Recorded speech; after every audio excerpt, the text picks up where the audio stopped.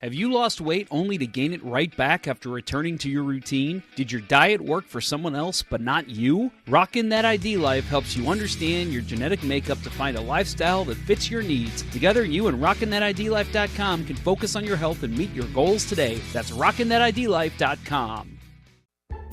Center Ice Brewery is a proud sponsor of Let's Go Blues Radio. If you haven't heard, Center Ice Brewery beer is now exclusively available at beer stores around town, so make sure you pick some up on your next milk and eggs run. That's Center Ice Brewery. Please drink responsibly.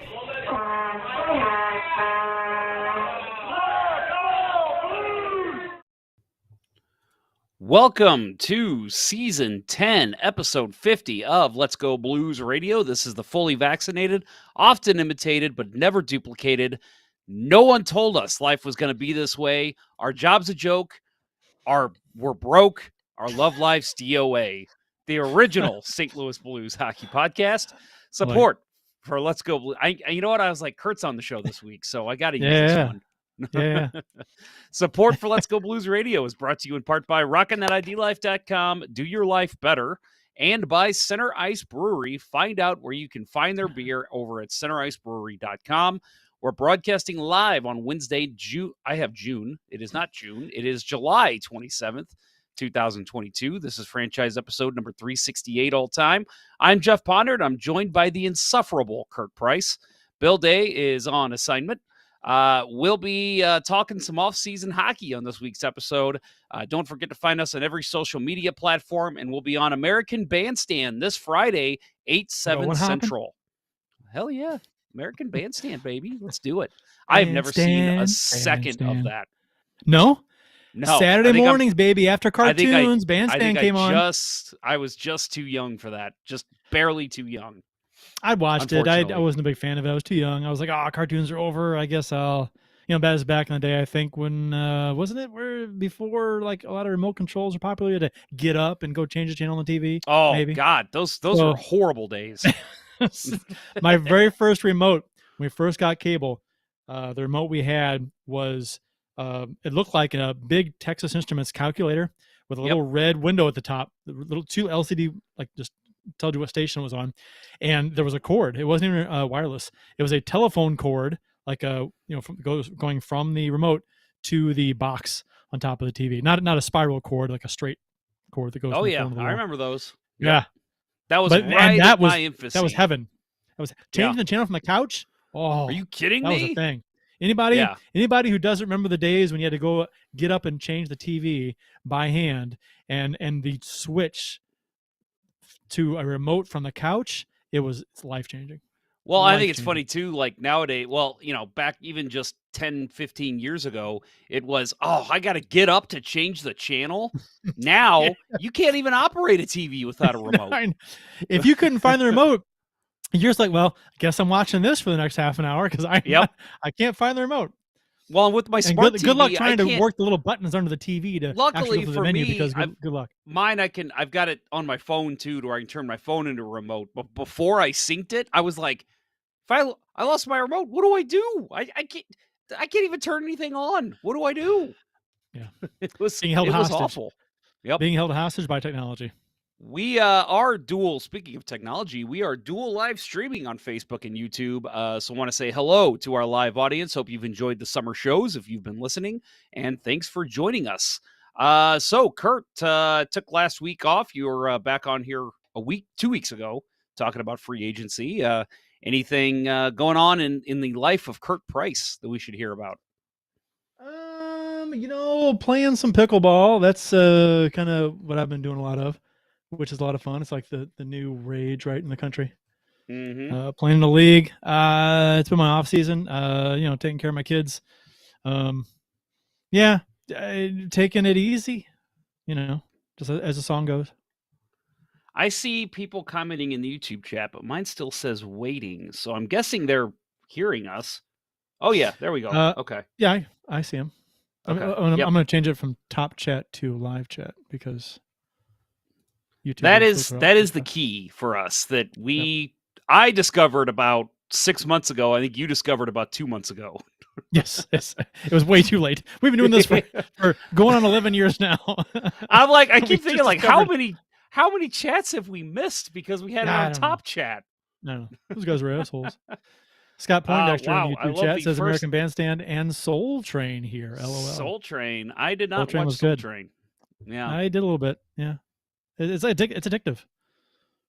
Wow, Winning Unlimited already have this beer of the episode. We will talk about that in a second. But wow, there's already a ton of comments here. You guys miss us or something? Holy cow. They're starving for some hockey. I don't blame them. Why was that Irish? They're starving for some They're hockey. starving for some hockey. Either Irish or a fishing boat captain. The fishing boat captain. Yeah, a couple good comments. I like the first one though. Is already Matt Harris. Fuck. Spelled like Tkachuk, but yeah, Kafuk. I'm actually looking forward to kind of going off on that a little bit. Going off. That's good. Mm-hmm. Good. Yeah, I'm looking forward to the back and forth we might have then. Good. Let's do it. Yeah, let's do it. Jesse Hill over in the Facebook chat. What's up, Jesse? He says, breaking news, Soto to the Blues for Parayko. I don't like it. I like it, but I don't like it because I want to see more success from my hockey team. So, yes, that'd be great to see the Cardinals get success, but guess what? They need pitching too. So, let's not do that. I don't agree with that trade. Well, you know what? It depends. I mean, if the Cardinals are like, okay, we got Soto, now let's get pitching. I'm not sure what they'll have left to trade to get pitching, but yeah, I mean, if you're gonna get Soto, you got to get pitching, right? Yeah, because you got to go all in. The Angels had a lineup that could bash, and they couldn't do shit for a long time. So I mean, you got to do more than just hit. Yep, that's true. What I mentioned this was brought up on the show last week. If you heard it, Kurt was actually with me on this one with our friend Vanessa Graff. We released a video, special bonus video on Facebook and YouTube last week. We went a couple weeks ago. I think it was they were been in operation for 2 or 3 weeks at that point. We went and checked out that new Edwardsville rink, which I think Kurt, you said is like 15, 20 minutes from your house. About 15. It's about 40 for me, so it's a little far, but hey, I play at Ice Zone. That's about 30, 35 minutes for me. So, my cousin can walk not too there. bad. It's literally across that road. Yeah. Yeah, it's right by that high school.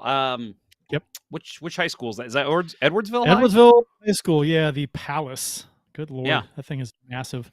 Well, now they got a freaking hockey rink in its backyard. Yeah, and their sports complex rivals a lot of universities. It's that school. Ton of tax revenue that built that place. It's massive. That's awesome. Nice. Well, it's a nice facility. We checked it out. We got a nice little behind the scenes tour. I got on the ice with Vanessa and we had some fun out there, but Kurt joined us for the actual rink tour, kind of going around and seeing everything. And big thanks to hang on. Phil and Kim for helping us out. Yes. We're just throwing out girls' names. What'd you say? Emily. I was just guessing it. Not even close. No. You know what? No. We'll say that was the other attendant that was working. Emily. Yeah, she was great. Yeah. I'm totally making that up. There was another attendant working, but I have no idea what her name was. So we'll go with Emily. But anyway, so check that out. It's on YouTube. Yeah. It's also on Facebook. Just find us. Let's Go Blues Radio. It'd be one of the top videos recently posted when you'll go to the recent uploads. And it's not long and boring and, wordy. No, it's quick and to the point. We get a tour. We have some fun with it. And, and Jeff did a nice job putting that together. So it's a fun little video. It's about 6 minutes. Yeah. So it's not too long. Just kind of gives you a rundown of all the cool amenities of the rink. And then, like I said, at the very end, we get on the rink too. And kind of, I use my helmet cam and skate around and you see me Of course, I worked in the good shots that I took. I probably took 50 shots while I was there. I think only like maybe 7 made it into the video. Those are the only ones that hit the net. It's the magic of editing, right? That's right. It's like Everyone's Dude Perfect. Oh, that guy looks like a good hockey player. It's like Dude Perfect. They miss 1,000 shots, Yep. and the one that makes the cut. Yeah, I see. You always kind of see on like the Facebook feeds, the crazy shots. You mentioned Dude Perfect, kind of like that. Like some guy with like a ping pong ball bouncing it off a garage door, bouncing it off the back of a glass, and whatever. And it's like, I want to see how many times it took him to get that one shot. Like, how many times did he film himself before he finally got it? It's probably quite a few. Although you can, I mean, I would imagine you get your range down. You get your, oh, that's close. Let's try and duplicate that. It's got to be a lot. I mean, sometimes they say these things take days for people to just, which I'm like, dude, that's not a productive use of time. I guess unless you're making money off those videos, then I guess maybe it is. Yeah. People find ways to monetize things all the time, except this podcast for some reason. Right. Now we're treading water.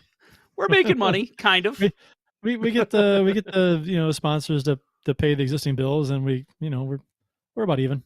Yeah, we'll take it. Hey, we have fun doing it, right? That's all that matters. And our listeners seem to enjoy us, as you can tell by the chat here. Again, I think you're right, Kurt. I think people are just kind of starved for some hockey action. One of the comments I need to mention now is Austin Lynch says, Ponder 6 minutes is very long for you, bud. Don't lie. Yeah, you're probably right. 6 minutes is very long. I want to know how Austin knows that. There. I plead the fifth. Okay. And like he's hanging out outside your window with a stopwatch. Wouldn't put it past him. Now I'm a little concerned. Hey. All right. So talking about the Blues. Well, actually, before we talk about the Blues, let's talk about our official beers of the episode. Again, I think I mentioned it. Bill Day is on assignment, so he is not with us. But if you'd like to follow him on the Untapped app, Billy Blue Note 33 is where you can find him. Myself, you can find me at jponder94. Kurt is cprice12. I've been pretty bad about posting on there this summer, so I'm gonna kind of try to crank that up a little bit more. But Kurt, why don't you lead us off? All right. I got my Slim Bud Light Orange, which I have a little bit of a funny story. But before we went on the air, I had opened up the fridge and grabbed this can out of the fridge, which this is full. But when I took it out, it was unopened and it was like concaved, and you could crinkle it, but I couldn't find any leaks. I'm like, what the fuck? So I opened it up and I took a little sip. There was no foam. I'm like, uh-oh. Took a little sip, tasted like syrup, and it was like, oh, it was flat as could be. It's like, nope, that's disgusting. I wonder what causes that. Any of our Center Ice Brew folks listening or live, or anyone else that might know, if you're listening live, tell us, how does that happen? Because I've seen that with beer before, but I've never tasted it. I've seen cans like get plump, like in the bottom expands, like it's going to blow up because of pressure or something. But I've never seen a can go the other way, and with like room to crush it a little bit. It was very strange. Yeah, very odd. And again, I opened it and there was no. It was just, it was bad. It was flat. It was never good to begin with. I don't know what happened, and I couldn't find a leak, so I'm not sure what was going on. That's very odd. Well, mine is the Old Faithful, the Old Arena Lager from our friends at Center Ice Brewery. Go ahead, Kurt. What do you got? Well, I was gonna little anecdote for the Old Arena Lager. They're coming out with Old Arena Light. Yes, lager. I was going to mention that. How exciting! Okay. I mean, I'm more of like, if I'm drinking, if I have the option of Bud Light or Budweiser, I'm drinking Budweiser. Same with like, there's a Labatt Blue Light that most people don't know about, mostly just in Canada. I like Labatt Blue, so something tells me I'm probably going to enjoy the Old Arena Lager, the original, more. But it's cool they're coming out with a light, and I'm very excited to try it. I responded to them on Twitter because they announced, last week I think it was or whatever, that they were going to have a old arena light, and I was like, and they showed the label, and I was like, how do you not have a goal light on the old arena light lager can? You got to have a gold light on the And you light need to can. spell it light, right? Like, would you spell it like Yes, light? Yeah. yes. And then Old just arena. have a little goal light next to it. Yeah, Yes, right, going I off. agree. Yeah, that'd been cool. Any light beer they come out with, that just needs to be like their branding. That just needs to be what they do. Yep. I agree, 100%. We'll move on, and we do, folks, have some actually pretty interesting today in blues history for you. That's today. Mm-hmm. Today is July 27th, 2022. So on this day in 1977, should mention from our friend over at STL Blues History on Twitter. Make sure you follow him. If you're not, he is fantastic. 1977, the Blues announced that Ralston Purina, Hal Dean being the lead guy there, had a tentative agreement to buy the St. Louis Blues. Very interestingly enough, that whole Purina time in blues history, exactly 6 years later, in 1983, Harry Ornest announced completion of a deal to purchase both the St. Louis Blues and the Checker Dome. So we've talked about that era in blues hockey a ton on this show. We've had former Mm-hmm. players on to talk about it. But yeah, the whole Purina Ornest time frame is just such an interesting little dent in blues hockey. And to see that these two things happened 6 years apart exactly is pretty interesting. It's a love-hate relationship, I think the city of St. Louis would have with Ralston Purina, because they did step in and save the Blues, but then they damn near ran them out of town when they went to sell them. So, and they padlocked the doors. They sent nobody to the draft. They threw a hissy fit because the league blocked the sale to Saskatoon.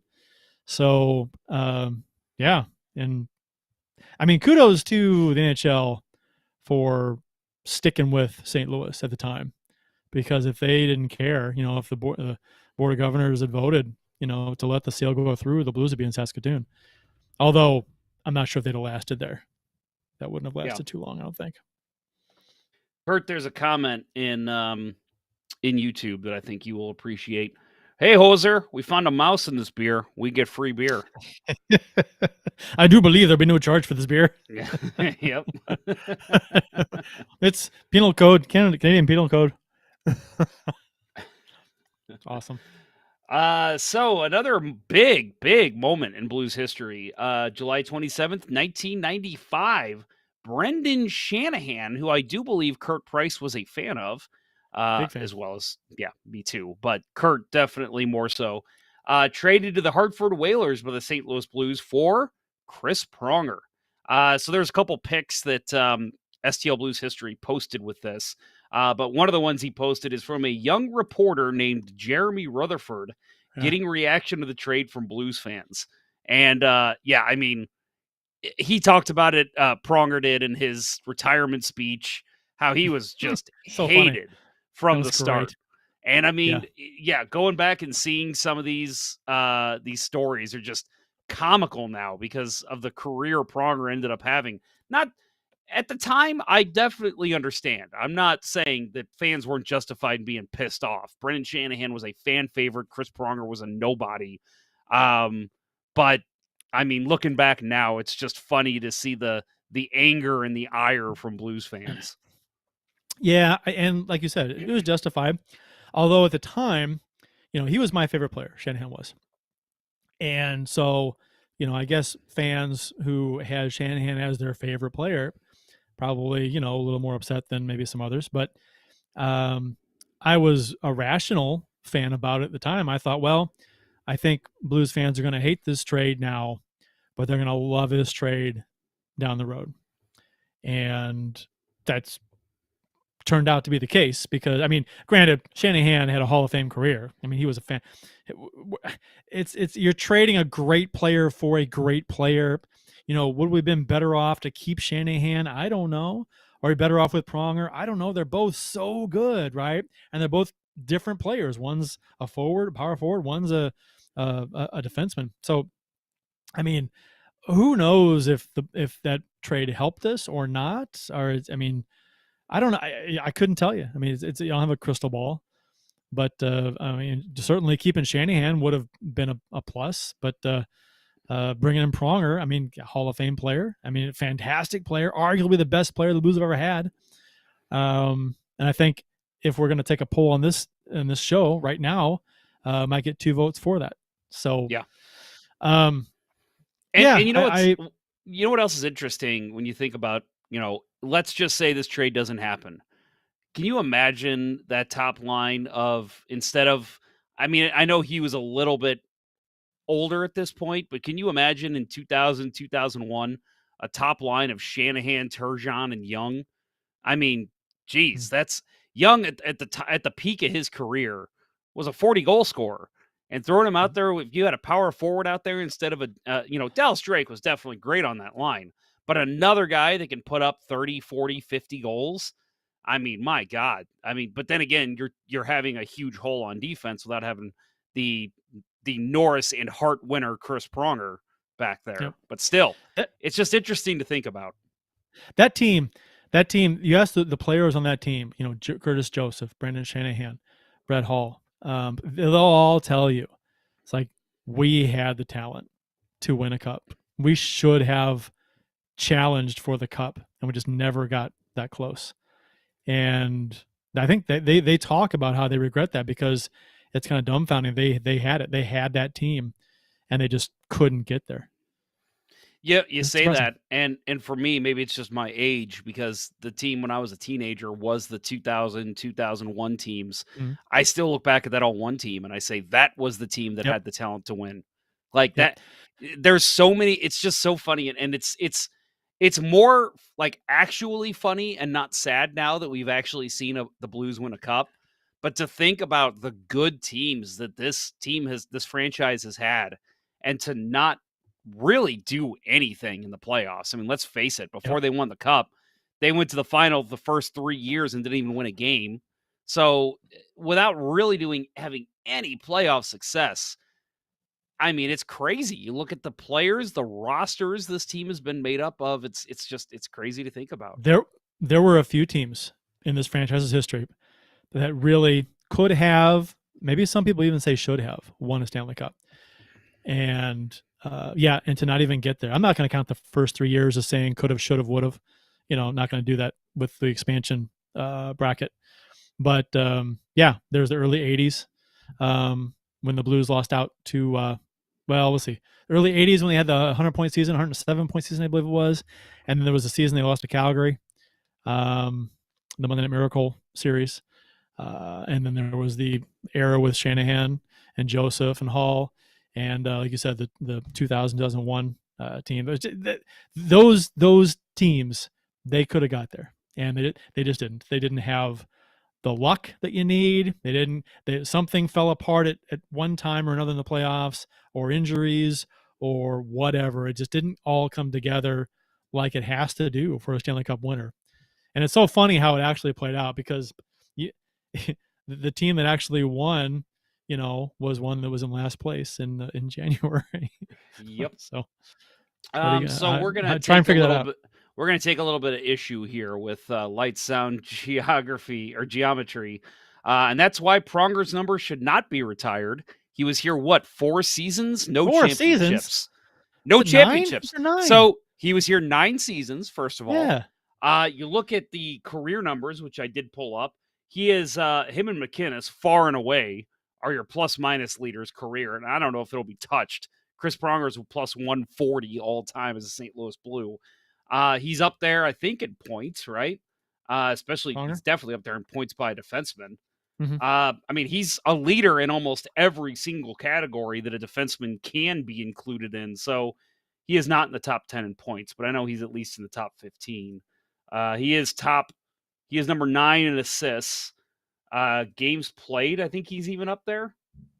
I am wrong. He's not up there for games played. Either way, and he's it's deserving. Not his fault. He didn't want out. He didn't demand a trade. He didn't leave via free agency. He was traded away. He was forced to be. He didn't want to. He wasn't going to leave. Yep. I don't think.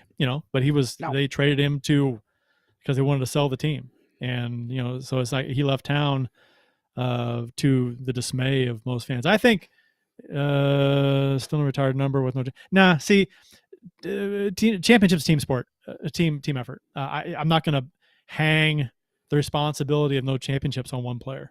One player doesn't win a championship, so I'm not gonna make the prerequisite of that, even though it is a feather in your cap, that you can say if you do get your number retired, how many championships you have. But you got to have the team around you, and it's got to all come together. And we just said, it just didn't. I don't blame Pronger for that at all, really. No, I mean, it's not. And I'll say, like, I do think the Blues have probably prematurely retired some numbers. I hate to say it. Bob Gassoff, I get it. I get why he was, but I'm just saying, I think you didn't need to retire. I don't know if they honored numbers back then, but that could have easily just been an honored thing. And I think, but honestly, like, if you're going to say no championships, then that means at this point there should be no retired numbers in Blues history. Because everyone that won the championship is either still playing or just retired. So, I mean, that would mean no Bernie Federko, which he is Mr. Blue.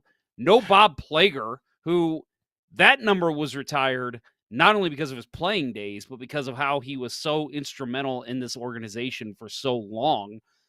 Brian Sutter, Al McInnes, Brett Hall, all these names. I mean, some of those guys you just have to retire. And there's a story behind each number. I mean, like Gassoff, you could make an argument, say to honor instead of retire. I get it, but the man died. The man was killed at a team event. That they had. At the was it whose farm? Unger's farm, I think it was. Yeah, a team event. You could argue Barclay Plager. But at the time when he retired, he was the all-time Blues points leader. And he was, again, a guy who stuck around the organization after, too. Yeah, and a loved player. So, I mean, there's no real, retiring a number, you can make, there's no real set of rules for that kind of a thing. You can do it for any number of reasons. I think Toronto has a bunch of retired numbers. The Blues have more, they have a couple more than most of the expansion 6 era teams. But like you said, Jeff, maybe it was a little they handed them out a little easy, but it's hard when you hear the story behind why these numbers were retired. It's really hard to argue at the time when they retired them. Okay, I get it. I don't have a big deal. It's not like they have 15 numbers retired. And the difference, you mentioned the 6 expansion teams from 67. The Blues were truly the only really competitive team almost that entire time until the NHL expanded up to 20, 24, 26 teams. Like the Penguins were almost sold off multiple times. California is gone. That team doesn't even exist anymore. They got auctioned off into 2 different teams. The Kings were awful for a long time. I mean, so many of these teams were just awful. Vancouver, who came in 3 years later, they were awful for a long time. So, I mean, you look at the Blues, they've had a lot of success. They've had some great offensive players. Obviously, recently, I say recently, is in the last 30 years, some great defensive players as well. It's just hard to argue. You can't retire those guys' numbers. They were big parts of the organization and led to a lot of success that maybe wasn't a Stanley Cup, but pretty damn close. Yeah, no, I agree with you. And I think like Brett Hull alone, 500 goals with the Blues. That's a number that's retired instantly. His numbers with the Blues were good enough for a Hall of Fame just before he left St. Louis. So, without his numbers anywhere else. Yep. So I agree. We're going to go ahead and take a quick break here, guys, and we're going to hear from our friends over at rockinthatidlife.com. When we come back, we'll be talking about everyone's favorite Florida Panther, Matthew Tkachuk, and a couple other things going on in Blues Nation. So stay with us. We'll be right back. It's springtime, and I know in my house, it's such a good feeling to open up the windows and let the breeze roll in for new life in my home.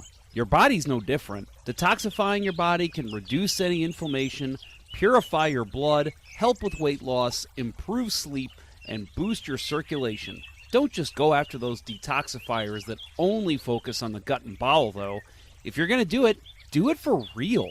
The all-new detox box from rockinthatidlife.com cleans all your systems, flushing your kidneys and bowels, detoxifying your liver, and restoring your microbiome for full homeostasis. You'll feel re-energized, restored, and renewed. Make your order now and receive a free detox water bottle with your order. Visit rockinthatidlife.com or email Dustin at rockinthatidlife@gmail.com and tell him Let's Go Blues Radio sent you to receive an additional 10% off your order. That's rockinthatidlife.com and give your body that much-needed spring cleaning today. Any comments we want to get to before we move on?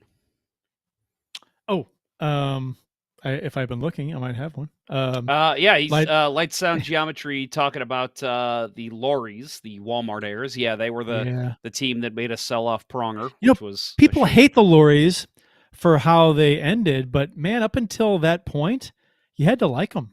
They spent money. Oh, they wanted great. to win, and they spent to the cap. They wanted to win. But yeah, and as they're leaving, they fucked the team over because he didn't get his NBA team and won it out. But until then, they were really good owners at the games, So yeah, Love that. Austin Lynch talking about the retired numbers. Have you heard of the Toronto Maple Leafs, the Montreal Canadiens? So many other teams have more retired numbers.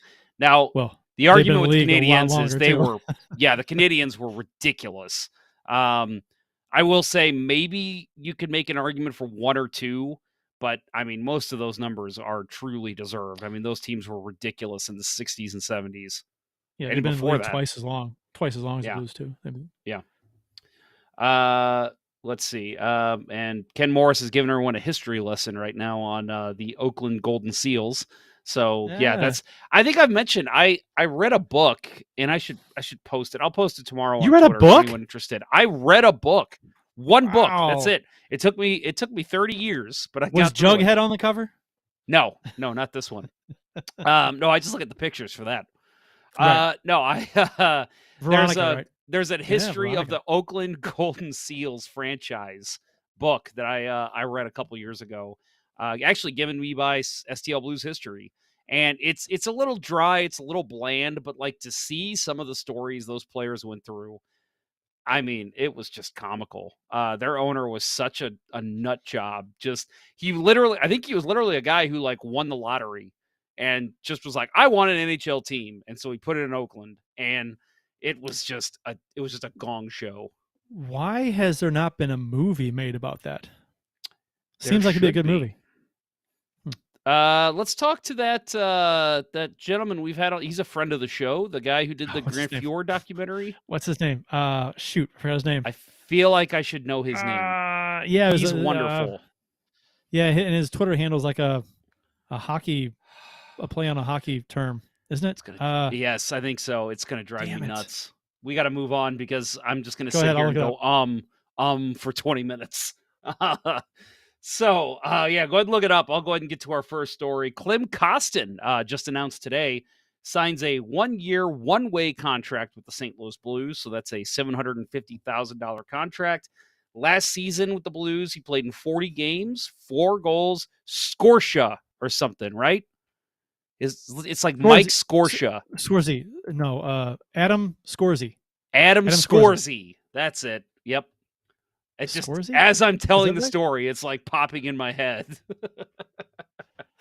40 games played last year for Klim Kostin, 4 goals, 5 assists for the Blues. With Springfield, played in 17 regular season games, 3 goals, 3 assists. He was pretty Scorsese. Adam Scorsese. Adam Scorsese.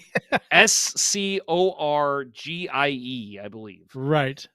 Yes. Okay. Yeah, we'll talk to him and we'll tell him we remembered your name right away, but don't listen to our show to find out.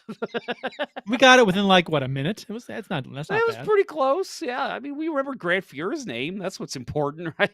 That's what any director would tell you. As long as you remember the subject's name.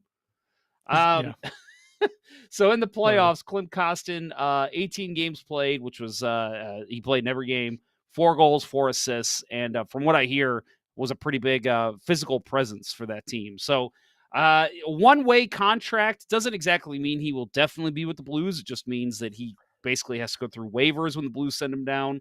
What are your thoughts on this deal for Klim Kostin? Clearly a prove it now deal. Sure. If you agree with that. I mean, when your deal for Costin is a no-brainer, right? You're not giving up on him right now. I mean, you want to have him hang around for a little while. I mean, he's a bottom 6 guy at best, right? So, I mean, I agree with you. I think this is probably the last year that the Blues would have him. I can see him being dealt at some point, maybe trade deadline. I don't know, before the season starts, maybe. I like Costin. I do. I like his attitude. He just needs to produce a little more. I think he can play in the NHL. He's just got to. I don't know. We'll see. I think we He's mentioned close. this on the show last year when he came up, that Alexei Toropchenko looks like what we all thought we were getting in Klim Kostin. Yeah. Right. And I think that's why I think we will see him, if he's not, like you mentioned, maybe dealt before, if it's possible, if it's part of a bigger deal or whatever. I do think we will see him step into Toropchenko's role and basically be, hey, pick that game up. You've got a while until he comes back. We'll keep you in the lineup and give you a chance, but we need to see more from you. Comment of the show. Oh boy. From Winning Unlimited. Jeff looks like he is ready to sell us an NFT. I hate you. I hate you. I approach NFTs like I approach digital currency, like Bitcoin. I don't fully understand it. I don't care to. Every time I kind of want to, I'm like, I'll kind of start to read on it. I'm like, okay, I kind of get it, and then no, I don't really, and I lose interest. Is it the goat hair? Is that what it is? Is that why I look like I should be selling NFTs? And the spiked hair? Is that what it is? I don't know what it is. It's just funny. I mean, it's probably true. I do look ridiculous. I always do. But summers, I refuse to have long hair and a beard. So I do what I can. I can't imagine why. What stocks do I invest in? Ken Morris does the choke and fall for brothel. All right, guys. Okay. Ponder do my taxes. What? Okay, guys, you're ridiculous. I have a very diverse portfolio. Anyway, so talking about some diversify, right? Yes, that's the key. Sell, sell, sell. You know, I do that to my oh my God, financial advisor. He does not handle stocks at all.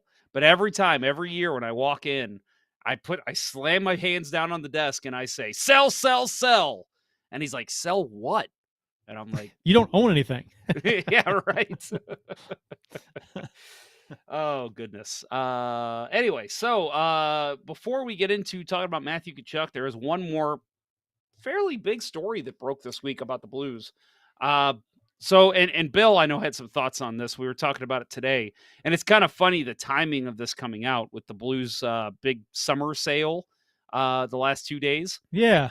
I thought it was funny the timing. I want to see if I have the same question that you do after you talk about this. All right, well, let's break it. For those of you not in the area, this is more of a local story, so you may not be seeing this if like our Ken Morris is in that. So yeah, I doubt the Blues are going to promote this story. No, or the NHL even. So not a chance. No. Yeah, so there's a good chance for you out of town listeners, this might be the first time you're going to hear about it. So we'll break it down a little bit.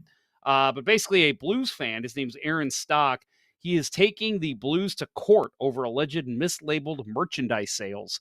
So basically, he's a season ticket holder, is he not? Yes, he's a season ticket holder, big fan. Went and bought over $30,000 worth of memorabilia after the Blues won the Cup.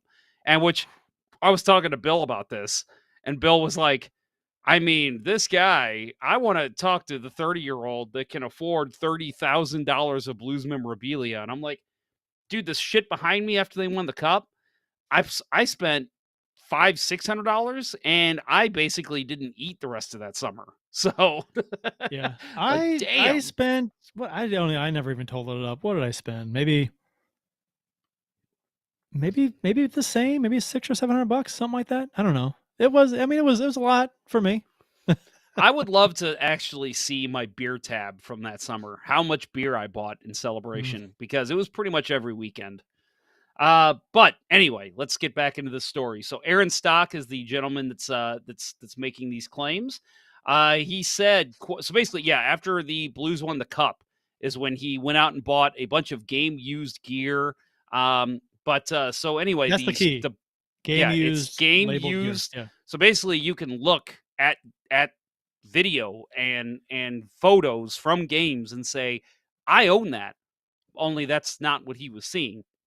So so this is a quote from the story in the Post today or yesterday, whenever the story leaked. The style, wear, or markings on many items didn't match up with photos from games. He claims in a lawsuit recently filed in St. Louis. Stock thought there must be an issue, so he brought it to the team's attention. He even made suggestions about how they could prevent it. The Blues told him they'd investigate, and Stock hoped they'd fix the problem. But more than 2 years later, he said he's still waiting. This is a direct quote from Stock. He says, I just wanted them to do the right thing, he said. In all, Stock spent more than $30,000 on Blues memorabilia, according to the suit. So there's a picture that's been floating around of all of his memorabilia. I saw like a Gunnarsson jersey in there. There's a bunch of gloves, sticks, and yeah, apparently he claims that these are not game used. And the Blues, I guess, the Blues will tried to reach for comment. They had no comment, obviously. But yeah, that's the allegation being made towards the St. Louis Blues right now. Okay, so let's talk about this. Let's talk So about it. the story does mention that so when he first started noticing, like he bought some stuff, some of the first things he bought, he went and checked photos, like you said, to see, okay, which games this equipment was used in that he bought that was labeled game used equipment. And like you said, he said doesn't match up. It's not the same equipment. So he's buying equipment that was not used in a game. He kept buying equipment labeled game used. And he kept checking it. Nope, this isn't game used either. And he kept buying more stuff. And I'm not trying to absolve the Blues from any blame here whatsoever, but you got to wonder, why the fuck is this guy still buying all this shit if none of it is actually game used, and he's finding this out, but he keeps buying more shit? Why would you do that? A part of it, I guess, is just hopeful that it's just not going to keep happening, right? Like, But he's a big Blues fan. He wants to believe his organization wouldn't do that to him. And let's throw this blanket statement in here now. we should get him on the show. This is all alleged. All of this is alleged. Yes. He's not going to say anything. His lawyer won't let him come on the show. I kidding guess me? You're right. You're right. Yeah, You're right. no way. You're right. No, Still, this is all alleged. we're We're not saying we're siding with the Blues or Aaron Stock in this situation. So we just want to make sure we say that first. But yeah, I agree. I'm not, if I get one piece of memorabilia and I look at it and I say, that's not right, I'm not buying more. I'm going to say, not buying I'm done. 25,000 more. Yeah, right. I'm done. I don't know. I wonder how much of that. Surely not all 30,000 was game used. I mean, he said he spent $30,000 on Blues memorabilia. That's in the suit though, so maybe I'm going to speak for Bill, because Bill and I again had this conversation. He went to the Blues summer sale today, hoping to get some Blues pads. I think he ended up getting a stick. Actually, it's what he told me. He didn't get any pads. Goalie stick. Yeah, he said when he went to check out the pads today, there was only a trapper left, like literally one trapper. And I'm like, that sucks. He was wanting to get in yesterday with season ticket holders, but just couldn't figure it out. But anyway, so he brought it up that it's possible this stuff was like, let's just say, for example, Binnington's leg pads. Maybe it was like the practice that morning. Binnington wore a duplicate set of his pads, so he didn't wear down his current pads. And they marked that as game used, which it's on ice used, But That's not technically game used, though. speaking, that's not game used. Right. So, I mean, he's stuck with it for a couple of years now, since 2019. So, I mean, maybe there's something to it, or maybe he feels legit that he's not trying to scam anybody. I mean, and going public with it. He feels he has a beef, and if it's true that the Blues had not responded to him at all, that's weird. Which, I mean, when we've dealt with the Blues for various things, they are very slow to respond.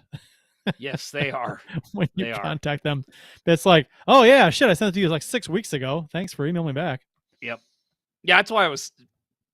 I'd be in good Blues graces because they did come on the show recently. We had Amy Johnson come on talk about the 5K.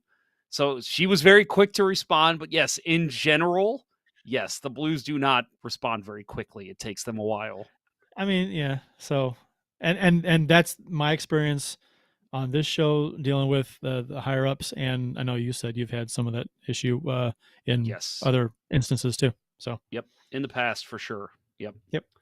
Odd. Well, anyway, we hope. Well, again, you're right. I would love to get Aaron Stock on the show, but even after this settles, there's probably going to be a hush hush agreement. So You think so? I don't know. maybe. You know what? I mean, we can find him. He's a season ticket holder. We can find him. And say after the suit's over, come on, talk about it. Hey, Aaron, you're probably listening right now. Come on the show. Let's talk to you. Come on. I mean, be our third if you can't do it now, do it after. Yeah. We'll be ready for you. So the big news, which is funny to say, the big news in St. Louis comes out of Calgary in Florida. Calgary, sorry. Calgary, sorry. Matthew Tkachuk has been traded to the Florida Panthers and not the Blues. So again, this is not anything new to anybody listening, I'm sure. Right. But so the trade did involve Matthew Tkachuk going to the Florida Panthers with a conditional 2025 fourth-round pick in exchange for Jonathan Huberdeau, Mackenzie Weegar, Cole, I wish this was bigger type, Schwing? Let's call him Cole Schwing. And, yes, sorry, I just wanted to do Schwing. And a conditional 2025 first-round pick. So he goes to Calgary. This is late Friday night. This broke actually right after Brady announced his engagement. Which did you read the story on that? Yeah, they were. I thought he was trying. He was trying to not have it like be the big moment in the Tkachuk family. He's like, hey, can we just let this be Brady's day? Yeah. But anyway, big trade. There's a lot we could dissect here. I'll just add, talking about what went back to Calgary, they got a fucking deal. I look at what they got. They got a haul. First of all, if you just want to talk about points alone last season, Matthew Tkachuk was not the only 100-point scorer going in this trade. Jonathan Huberdeau actually outscored him with 115 points. Tkachuk had 104. And Mackenzie Weegar, who's a defenseman, put up 44 points last year. Again, that's a great Florida lineup that they had, but that is two very solid pieces going back to Florida. And I look at that and say, and there's been talks already that Huberdeau and Weegar, who both their contracts are up at the end of the season, they've apparently, and I mean, what else are they going to say, right? But they have said they are interested in staying in Calgary. I think if they have success, I think they might actually mean that. They're both short of Huberdeau and Weegar not being retained by Florida. I don't understand this trade. Now, if for Florida, Calgary. Now, I don't understand the trade for Florida. If Florida's not going to retain Huberdeau and Weegar, obviously the trade makes sense. But if they are going to try to retain them, then I don't understand this trade from Florida's perspective, because I think they're worse, and I think Calgary's better.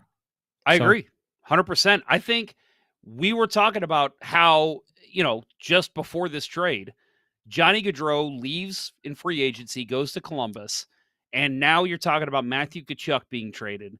Your two top guns are going to be gone, and they're going to already be in a rebuild right as they're getting good.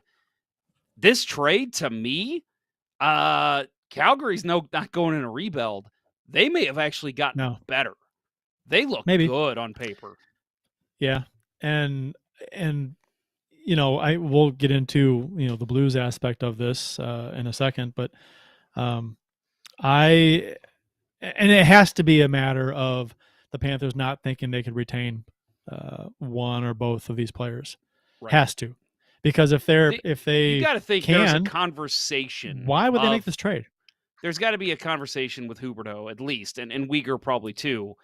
We want to retain you. What is the possibility? And if he's just, pulling the, let's wait until the season, or we'll talk about it after next season. Okay, then yes, let's go ahead and pull the trigger, make a trade, get another guy in here. But yeah, outside of that, I agree with you. This is a win for Calgary. This is a great deal for Calgary. I mean, Tkachuk is younger by 5 years? He's 24. Is that right? Mm-hmm. Mm-hmm. So there's that. He's younger. But I mean, than Huberdeau. So I mean, this guy has to be the case. Has to, and that was speculation too at the time.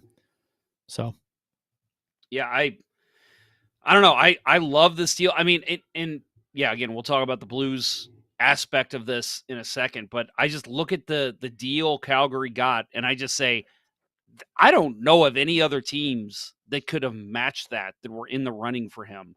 And they did turn around and sign Tkachuk to an 8-year, $76 million extension, 9.5 per year.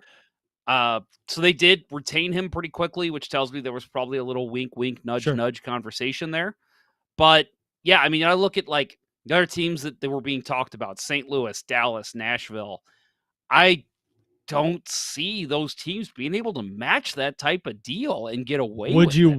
Would you want the Blues to match that deal or beat that deal? What would the match be? Like, in your mind, if you match that deal player for player, obviously you're talking about a conditional first-round pick, a prospect. I don't know much about this Schwing guy. You're talking, I mean, at first I'm thinking Kyrou, but Kyrou is not at Huberdeau's level.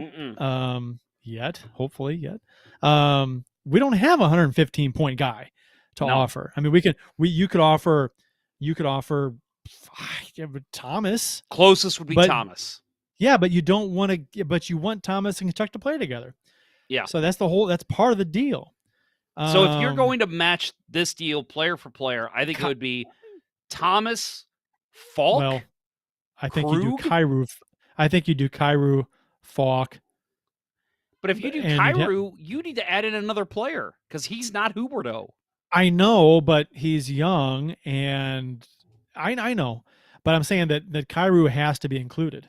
I don't think you include Thomas. I think you can, obviously, but I think the whole point behind bringing Tkachuk here is to have him play with Thomas. I agree, but the question is matching it player for player. That has to be Thomas. That's the only player on the roster that even comes close to a Huberdeau. Well, yeah, but that still doesn't match Huberdeau.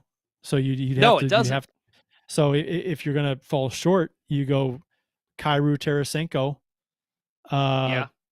Kyrou, Tarasenko. Krug. Maybe Krug.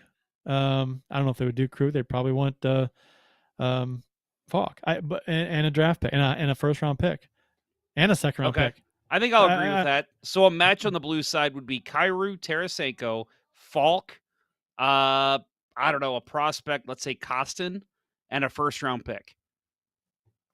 I don't think I do that trade. I don't think I do either. I mean, for one, you've got Tarasenko, who's got a no-trade clause. He's probably not accepting that trade. But even if he did, I don't think I want to make that trade. That's too many pieces gone, and it's already a rough Blues defense losing a guy like Falk or Krug. Yeah. So initially for a little, I guess a couple days, the rumor was that the Blues offered Tarasenko, Scandella, and a high pick. I don't think the pick was actually defined exactly what it was, and people lost their shit. And then Strickland came out and said that he heard that rumored offer was not the offer. But let's say it was. Let's just say it was. Armstrong doesn't. Okay, for Tkachuk to come here, realistically, for Tkachuk to come here, it was going to take Tkachuk saying he wanted to play here and nowhere else. If he had said that, then all Armstrong has to do is clear salary. And Tarasenko and Scandella clear salary for Tkachuk. Now, and people lost their shit when they heard the offer was what the rumored offer from Armstrong, and they were like, oh, they didn't offer enough. No wonder, the Calgary traded Tkachuk to Florida. I'm like, Armstrong wasn't trying to beat Florida's offer. He wasn't. No. I think if that's the trade offer, which, again, Strickland said it wasn't, but if it was, he's just putting it out there, likely in case Tkachuk really doesn't want to sign anywhere except with St. Louis. And he's just telling the Calgary, well, I'll maybe, I guess Blues fans are hoping he was, just doing it for show and behind the scenes really wanted to sign in St. Louis. But in the end, when he was interviewed, he acted like, and he didn't really want to play here that badly. I mean, I think he said he could see himself playing here, but he made comments about how much conversation there was already and about how much stress there was already. And I think there would have been a shit ton of pressure. Even though he'd been treated like a god here, he would have been loved here. He goes to Florida where he's going to be a really good player, but he's not going to be anything like a status symbol like it would be here. And let's not overlook the fact that there's a reason players like going to like a Florida, a Columbus, even like an Texas. Anaheim or an LA is you are going to be treated well as a player, but you can also go to a restaurant and not get recognized. Like you can walk in, be a normal person, go sit up in your high roller seat, and you're not going to be hounded for autographs like anyone playing in Toronto is, like how a Matthew Tkachuk, or really anyone playing in St. Louis is. Let's be honest. We've all become pretty accustomed to what the players look like. Matthew Tkachuk, no, yeah, he's going to get the occasional fan. I'm not saying there's not big hockey fans in Florida. They're going to walk up, want his autograph. Hey, how you doing? Big fan, blah, blah, blah. But he's not going to get lines of people at his table at dinner wanting his autograph, wanting to meet him, wanting to get a picture with him. And that's something that players like about playing in cities like that. And I think that was a big part of it. Plus, he's close enough to St. Louis now where it's like, hey, we got 3 days off. I'm going to fly up to St. Louis, see the family, and then I'll fly back. Like Calgary, it's a little harder to do that. I think part of it too is the tax situation. Tax situation in Florida is different. He'll actually take home more money. So that's I think it's like $500,000 more or something. Yeah, it's literally everything that he is owed to him, he's getting, which is nice. But and a player can play where he wants to play. I don't give a shit. It's fine. Player's going to do what he wants to do, and he has good for him to be able to control that situation. That's fantastic. A lot of players can't really do that. But he was in a situation where he could. But yeah, Tkachuk had all the cards. He could tell Calgary which teams that he'd be willing to sign long term to, because if he's not willing to sign long term with a team, they're not trading for him, so they're off the table. Like I said, he could have said, I really only want to play with St. Louis. I only want to sign long term there. That takes every other team off the table. They're not going to trade for him because they're not going to give up anything for 1 year of Tkachuk. Or Calgary could just hold on to him and not trade him at all if the trade from the Blues was shit, and deal with it at the deadline or let him walk for nothing. This conversation reminds me of two players. One with the Blues, Kevin Shattenkirk. When the Blues were looking to trade him, he had 1 year left on his contract, just like Tkachuk, and he pretty much held the cards and said, I think it was Edmonton. The Blues had a deal in place, but he said, I will not re-sign in Edmonton. And so Edmonton was like, okay, well, then we're not going to make the offer. And he It ended up was going to Washington Drouin, that right? trade deadline. It was for Drouin, right? So that would have been Montreal, right? Or no, Was it Tampa? Tampa. It was Tampa. Tampa. It would have been It was Tampa. Tampa. Yeah. Okay. Yeah, and he No, said, I I will think not so. resign in Tampa. And so it was like, Yeah. Tampa was like, okay, well, then we're not just going to get you for a year. We want you long term. And the other player this reminds me of, like you're saying, if Tkachuk would have been like, I will only sign in St. Louis. Martin St. Louis, when he wanted out of Tampa, he said, I will only re-sign in New York with the Rangers. That's where I want to go. And so I remember being shocked that they got Ryan Callahan in that deal because I thought the Rangers hold all the cards here. The Rangers could literally be like, we'll send you a 5th-round pick. That's all we're going to offer. But I think they had to move Callahan to make the salary thing work. But it was just like, and that's why I look at Tkachuk. Probably good he didn't do that. And, he's a good teammate. He's a good guy on the ice, good guy with his teammates. He probably didn't want to do that to Calgary. But I'm sure there was a part of him that would have been like, I would love to play in St. Louis. I would love to. Let's read the quote that he gave Jeremy Rutherford in The Athletic, which it's a great story. We kind of mentioned it already with the Brady thing. But here's the quote he gave him. Just being the hometown team and a team that I wore the jersey for when I was younger. They have a really good team and it's a great place to play. So obviously there was some interest for me there. Could I have pictured myself there? Yes. Getting to know them a little bit. They have unbelievable ownership and a great GM. And talking to some guys with their team that I don't normally talk to, it was cool to learn about them. But playing at home, I'm sure every hometown kid will say it's special for you, but it's more special for the people that got you here. So, yeah, for his dad, I'm sure he would have loved to see his son wear a number 7 Tkachuk jersey. For his mom, Chantal, for Brady, for everyone. And how much fun would it be to see Brady wearing Blues shit in the playoffs like he did this past year for Calgary? But at the end of the day, he, I think, just like Gaudreau, wanted to be stateside. And I can't blame him. And it's not just the, we won't even get into the whole COVID vaccine thing going on right now, especially with the Blue Jays and the Cardinals, all the talk with Arenado and Goldschmidt. But like that is part of it. It's a little harder to travel to and from out of season. And so for him, it's probably like, I don't have to worry about this anymore. I'm in Florida. I get to go home whenever I want. It's a hop, skip, and a jump and a plane ride home. It's cool. It's good for him. He gets to see his family more, I'm sure. And yeah, good for him. I'm happy for him.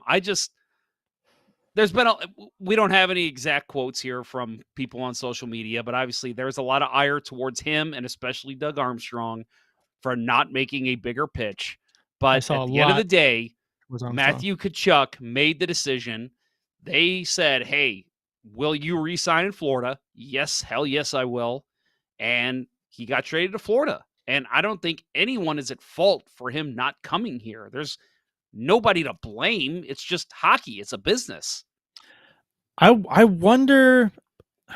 I think fans generally are pissed off at Armstrong. They're not upset at Tkachuk for this, and I really don't think they should be upset at Armstrong because they would not have liked the package it would have taken to get Tkachuk. And I mean, I don't think it's fair to not to be angry at Tkachuk either.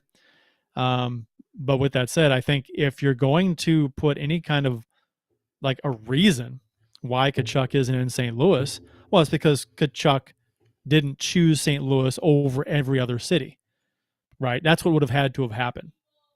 He would have had to say, "I want to play in St. Louis and St. Louis only," but that's not what he said. That's not how he felt. I wonder how fans are going to, welcome him in St. Louis when he plays in St. Louis. Because I say that because on one hand, I think most fans are pissed at Armstrong for not getting him when it's not really his fault at all. But on the other hand, I think some fans could be ticked off that Tkachuk didn't want to play here over somewhere else, which isn't really fair. But I don't think he was going to get the warm reception that he got if he had just stayed in Calgary, next season.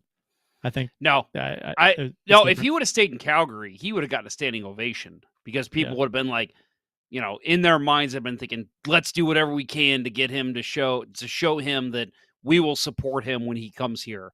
Now that he's gone and he signed an 8-year contract in Florida, I wouldn't be surprised if he gets booed.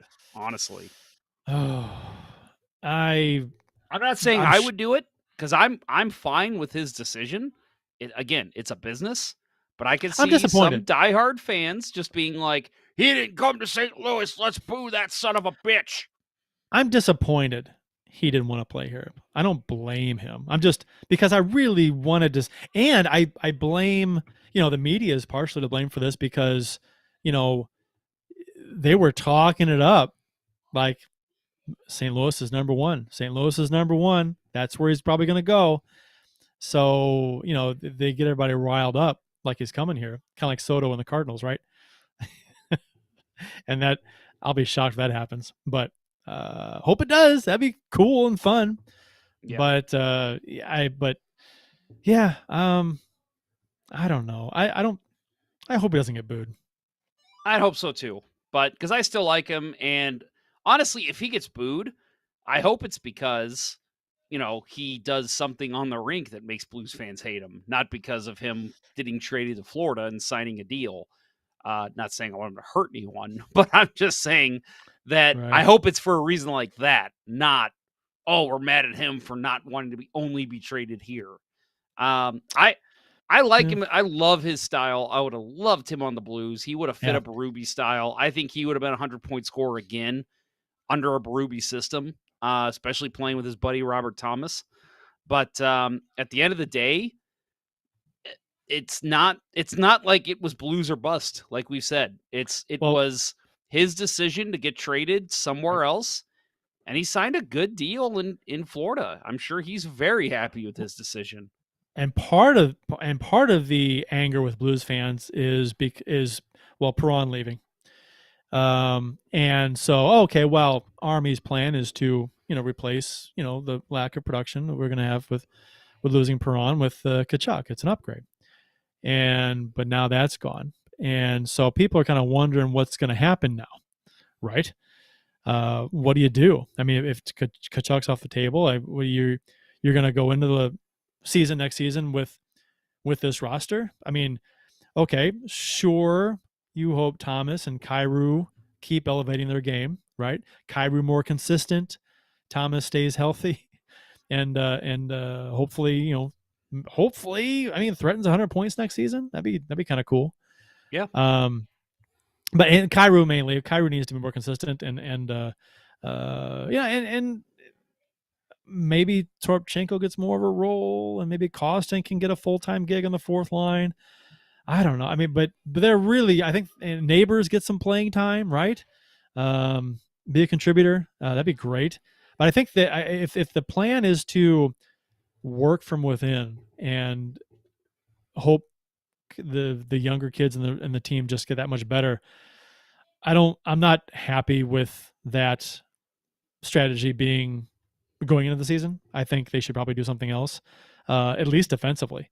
Offensively, I'm cool with moving forward with what we got. That's okay. If the plan is to give the defense a shot in the arm, Yep. but Agree.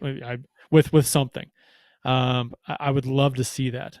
And because we were very deep in scoring last season, there's a chance this offense could absorb the loss of Perron. I mean, it's a big loss, especially on the power play.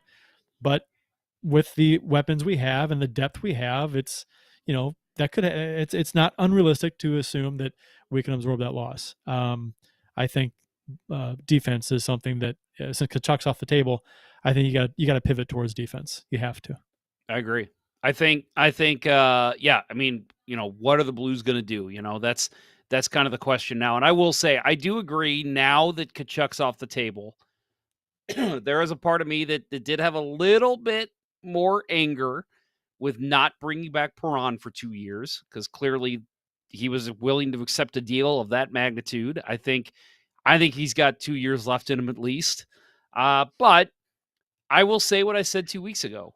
I think as long as this is not the roster going forward in October. I'm willing to give Armstrong some time to figure things out. I'm with you. I think they could roll on and say, well, the Perron's points and whatever other lacking points were missing, Bozak, if you want to throw that in there. I I'm don't not think you too worried about should. that. I'm not either. But I am fine with them saying, like, okay, you know, Neighbors, Achari, all these other guys that we're bringing in, Levo if he gets time, Costin. I do agree. I think you could absorb that point total from Perron because let's face it, too. Early in the season, he was awful. He was gone. He had the injury. He People didn't come were on until saying late he in the was done. season. Yeah. I Yeah. thought he was done. So I think the Blues could easily absorb that point total. You get one guy on a hot streak, and I think that absorbs that total. So, and Jake Neighbors, let's face it, I think he's destined to be a Blue this season. But I think so. if you're not going to re-sign Perron, a guy that's a power play specialist and has proven to be a good playoff performer lately, you have to reallocate that money and that focus on your defense. Defense was not good last year, and it wasn't good the year before. Well, they brought back Letty. They did bring back Letty, and I like Letty. I just I do too. think there I do too. needs to be more. We need to see one other big move, whether it's – I think it needs to be a left-handed D, but I'd be fine with an upgraded right-handed D and then maybe another move to offset everything, whatever you need to do. But that defense has to improve. If this is the roster going forward, I think they're worse than last season, if not the same at the best. You have to compete with Colorado right now. And I think Colorado still wins in a playoff series. So you have to get better if you expect to still be a Stanley Cup, have Stanley Cup aspirations. I agree.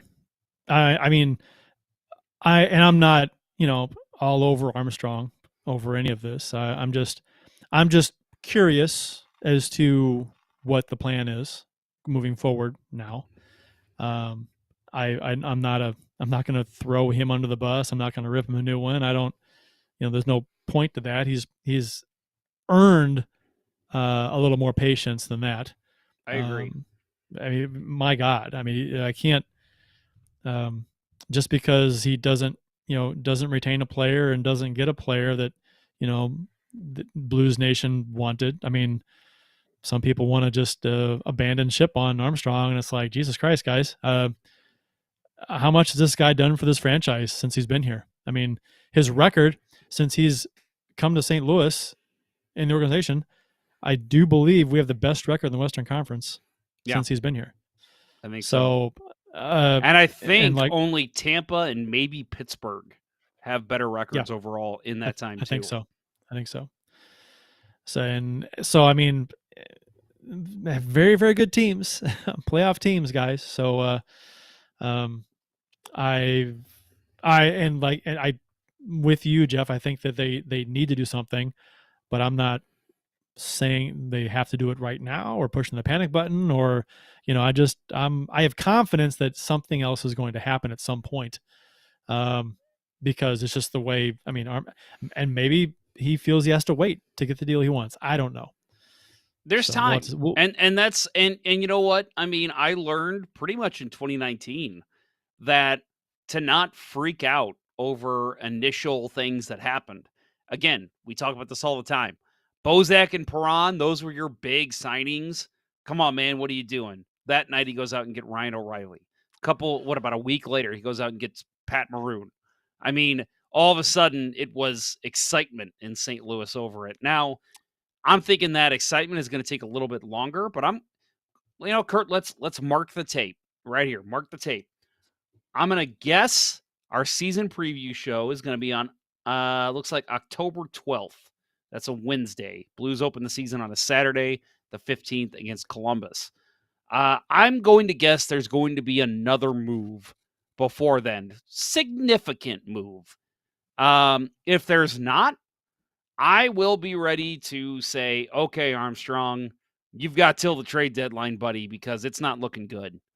But I think there will be a move before then because I do believe he's got a plan in place. Maybe the plan didn't pan out. Maybe okay, my plan was to get Tkachuk. It didn't work out. Time to go back to the drawing board. He's got plenty of time. So to worry about the offseason, even at this point, 2 weeks after free agency opened, I think there's still plenty of time for him to work something else out to make this roster better by opening night. I mean, and if this is our starting roster, basically what we have to choose from right now, opening night, then we can have that discussion, right? As far as like, okay, why wasn't something done, and when will it get done? During the season sometime? Are they going to wait to see how things pan out to decide what they want to do? I don't know, but that's a discussion we'll have at the time. Rodney Hale in the YouTube chat says, saying Matthew chose Florida over St. Louis is just wrong. He got traded to Florida. Doesn't mean he said he would rather go to Florida than St. Louis. I don't think we say that he chose Florida over St. Louis? I think he's agreeing with us. Okay. I think he's saying like, yeah, it's ridiculous that some fans are pissed off about it. Okay. And I think it is ridiculous. I think again, the way that I always look at it is, if I was offered, $150,000 to go work in Dallas, or $250,000 to go work in Seattle, is Dallas going to be pissed at me? If the company in Dallas is going to be like, fuck that Jeff Ponder guy, he took that deal in Seattle, no, because it's business. That's just how it works. Like, there's no fanfare. And I know obviously it's a little different, but there's no fanfare involved when these guys are trying to sign contracts and think about their families and their futures. I have no problem with him going to Florida. Chris Ziegler said in the YouTube chat, if Tkachuk really wanted to be here, I'll quit posting and you're scrolling off the screen. If Tkachuk really wanted to be here, he would. Beyond that, I really wanted the Blues to go for him, but you can't decimate the team for him, and we pretty much would have had to. No hard feelings. That's exactly the way I feel about it. If he really wanted to be here, he would be here.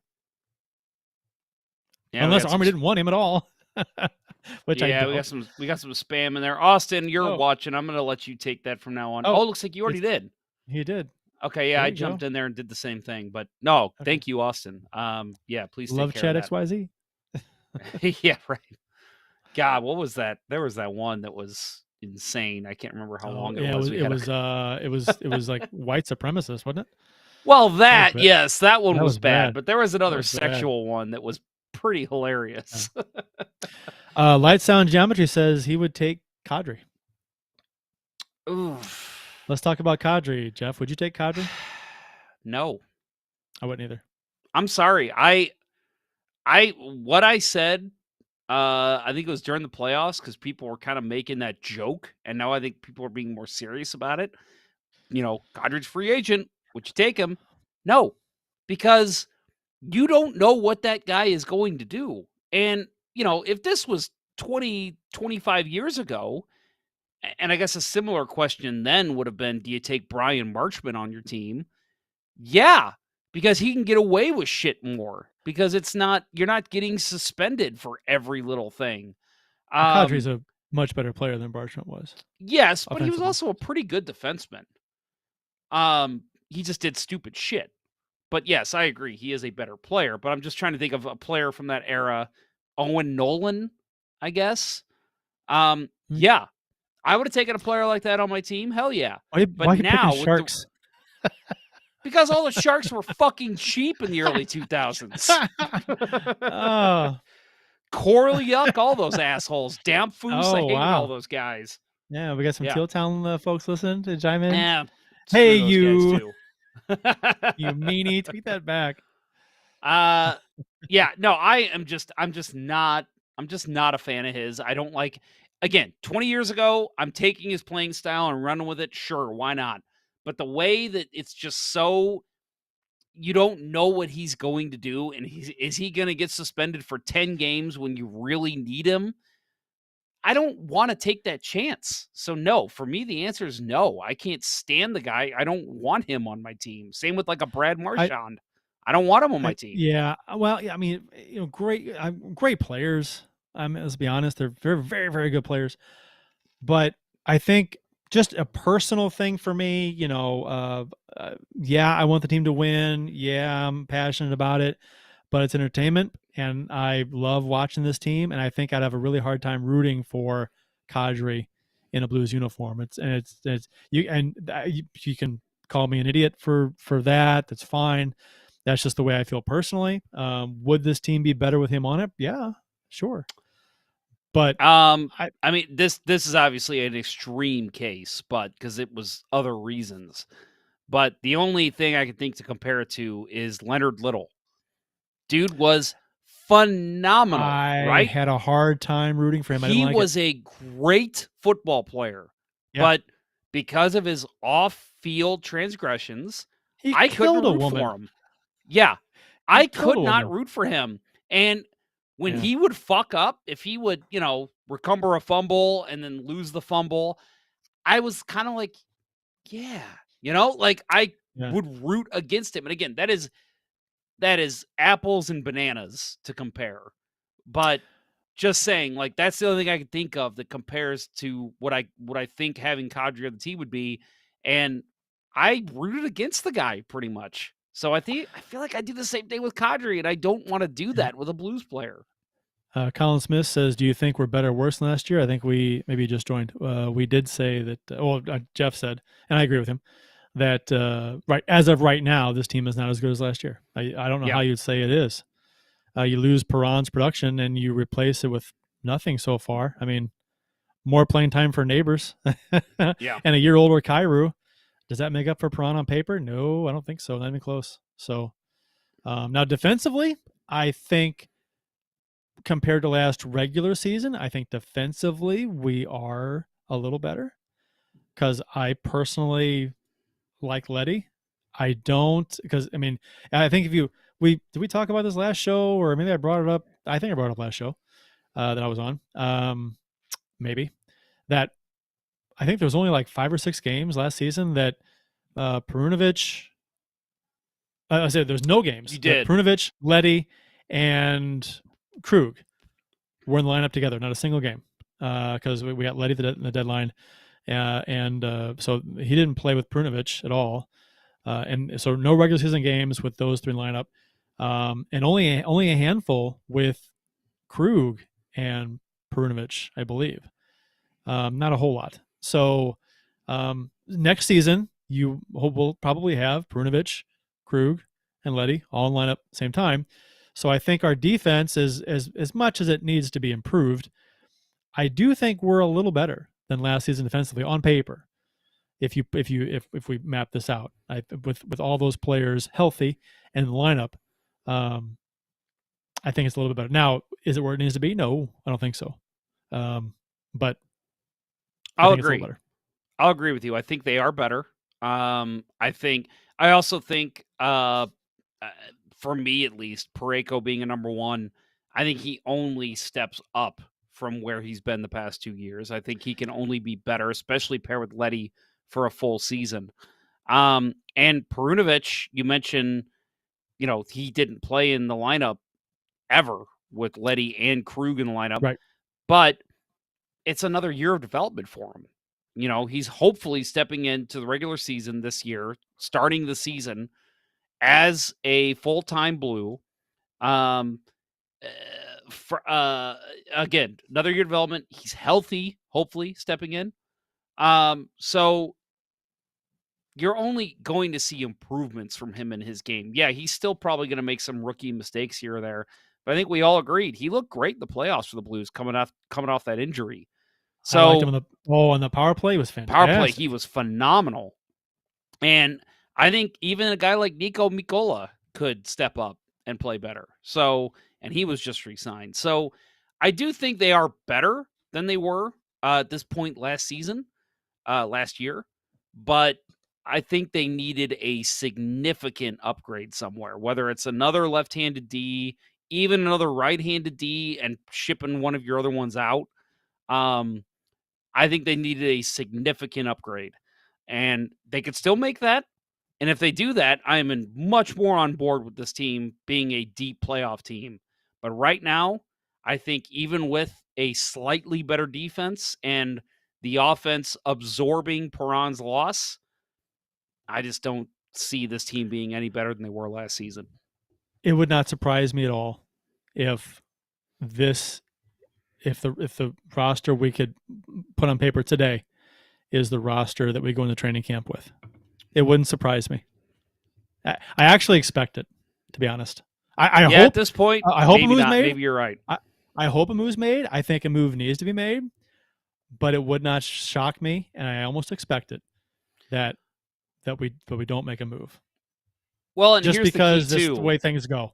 When we talk, you mentioned it earlier. You said something about Armstrong's waiting for his move, and I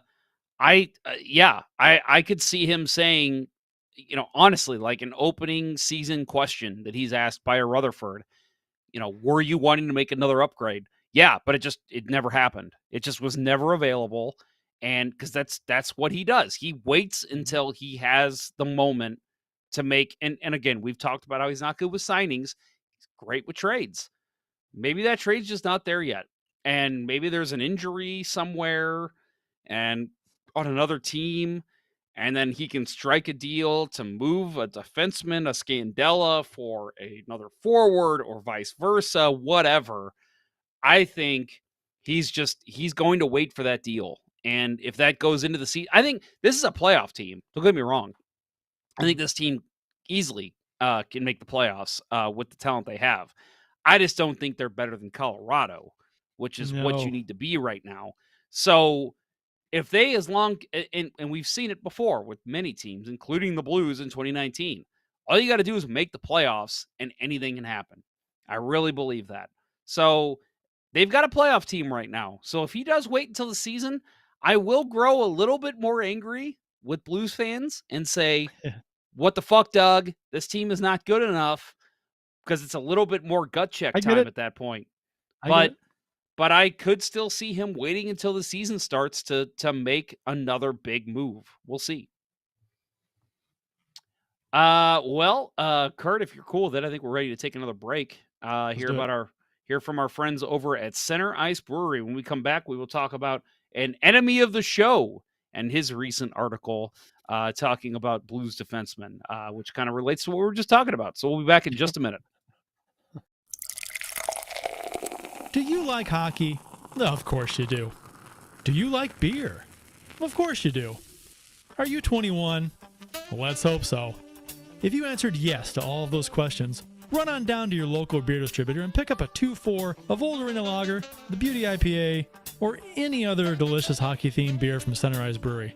That's right, Center Ice Brewery beer is available at various beer stores around town, so check around for the one closest to you. That's Center Ice Brewery. Let's go Blues.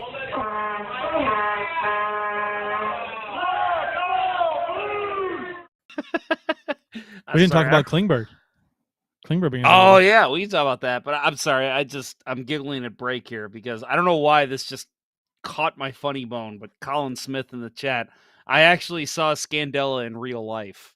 Like, he's like a siren or something, like trying to whisk sailors in with his maiden song, like I saw it and I lived to tell the story.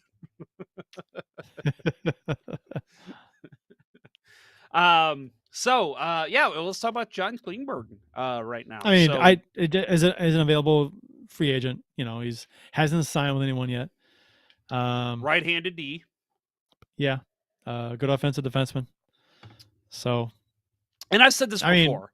I know I've brought up a couple times left-handed D versus right-handed D. I do think NHL GMs put way too much stock into that right now. I agree. So, and I'll say again, I know I've said this on the show a million times. I'm left-handed playing hockey. I like playing on the right side. I actually prefer going to the boards on my backhand. I don't know. I'm just more comfortable doing that. So I know, I think an example is John Moore. I think he's still playing in the NHL somewhere, journeyman. I think he prefers playing the offside. So I do think there are defensemen. I think it's a little overblown to say we have to have 3 left-handed D and 3 right-handed D in the lineup. I don't think that's as necessary. You're not going to not acquire really good players we can't get this guy even though it'd make our team better because he's not a lefty. Yeah, You know, I'm like, come if on, John come on. Klingberg came to Doug Armstrong and said, "I'll sign with you for $1 million right now," sorry, we're all full on right-handed D. You're good, man. I assume he's going to want like 6 something, right? I mean, I Right, don't. but I'm just saying, He made, like yeah, he made I 4 or think something last there's a year. little bit too much stock put into that nowadays. I mean, defensemen used to play the offhand all the time, Yeah, but having said that, that is kind of the norm in the NHL. And right now, I I think the get it. It's Blues, if they're ideal. looking for I get it. anything, it's a left-handed D.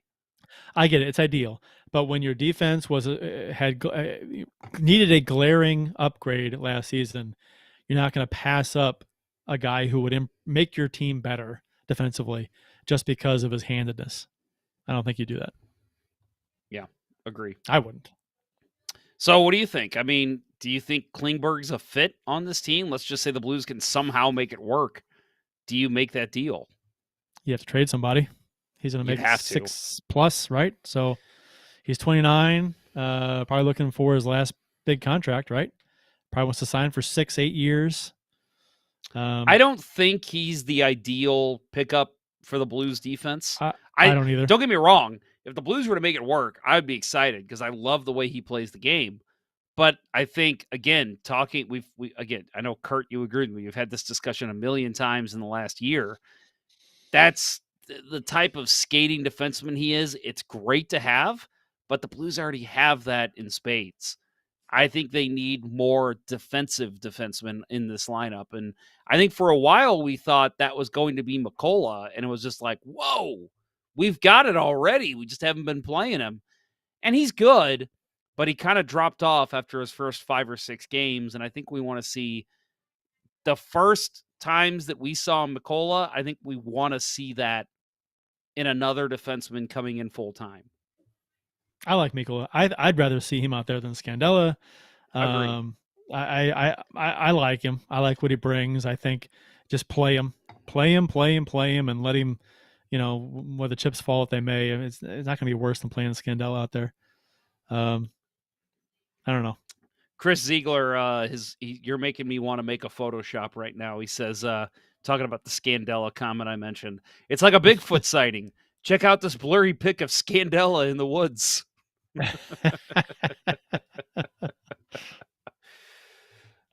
So we're talking about defensemen, so let's go ahead and get into it. Enemy of the show, Dom Lushishirushin. He made a post recently about Parayko's contract. The post was called NHL's 10 Worst Contracts 2022 edition. Tyler Seguin, Seth Jones, and others.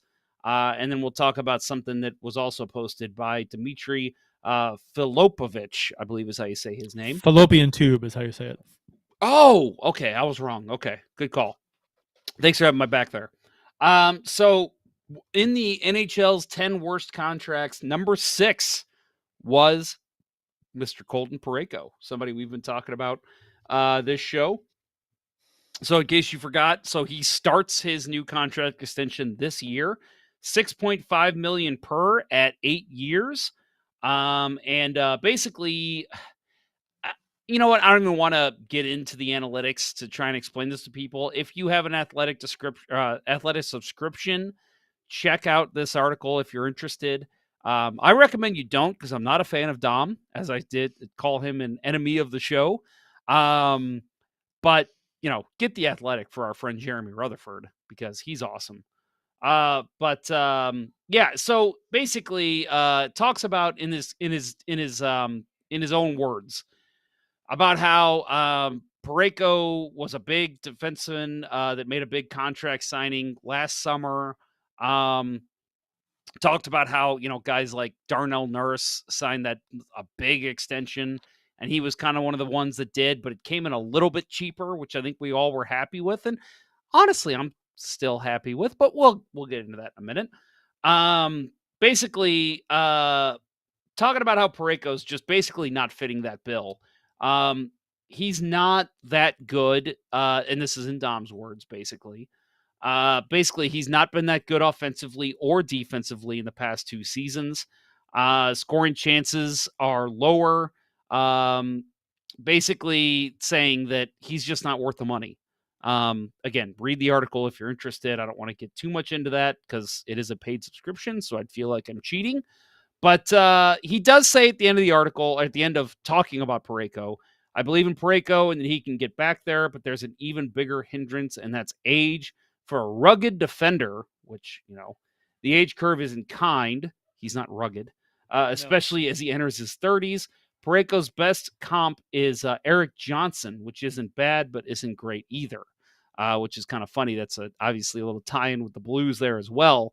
I don't think that's fair to call him an Eric Johnson. I think he's clearly better than that. I will say, and this reminds me of when the Toronto Maple Leafs signed Dion Phaneuf to a big contract. I think it was like a 6-year, 6.9 per or something.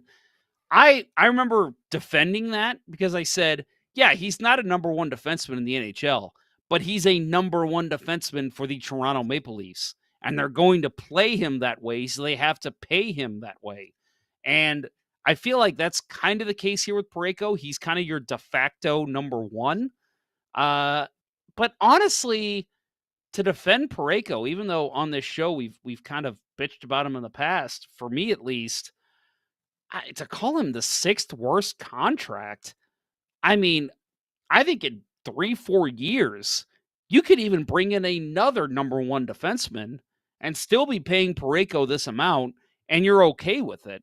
I think it's just a matter of he's not truly a number one to me, but he does enough to earn his contract if he's not playing 32 minutes a night. So I have to disagree with him that this is a bad, like top 10 worst contract in the NHL. But Kurt, your thoughts? What do you think? Is this as bad as Dom's making it out to be? No. I think we have high expectations for Parayko. He's supposed to be the guy. He was supposed to be the guy to step in for Pietrangelo when he left to be the number one defenseman. And he had some big shoes to fill, right? And he didn't do that. Didn't play as well as we had hoped that he would play. But, I mean, I don't know. I remember signing Parayko at the time and people saying, wow, this is a great deal, especially as it goes on because the salary cap's going to keep going up and 6.5 per for him is going to be great. And, that may or may not happen still, but I don't think 6.5 is going to be awful for him. I think he's always going to be a guy that is valued. I think other teams around the league, I mean, well, maybe not after this article, but value him. You know what I mean? It seemed like other teams always talked him up. Other broadcast crews always talked him up higher than what they were talking him up, like he played like our expectations were of him, but he wasn't quite getting there.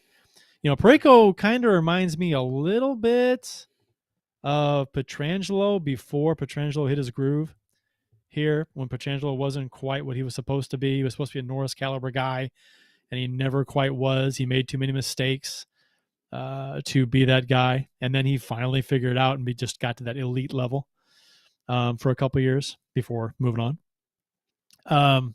Kind of like that a little bit, but not exactly the same. I don't know. Sixth worth is really harsh. I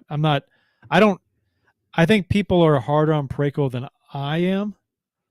I don't know. And it's one of those things too, where he had injury issues over parts of the last couple of seasons where that slowed him down dramatically and may slow him down for the rest of his career, depending on the injury. So it was a back issue. So that could play a role too, like Jay Bouwmeester had. And Bouwmeester was hurt, playing when he shouldn't have been playing.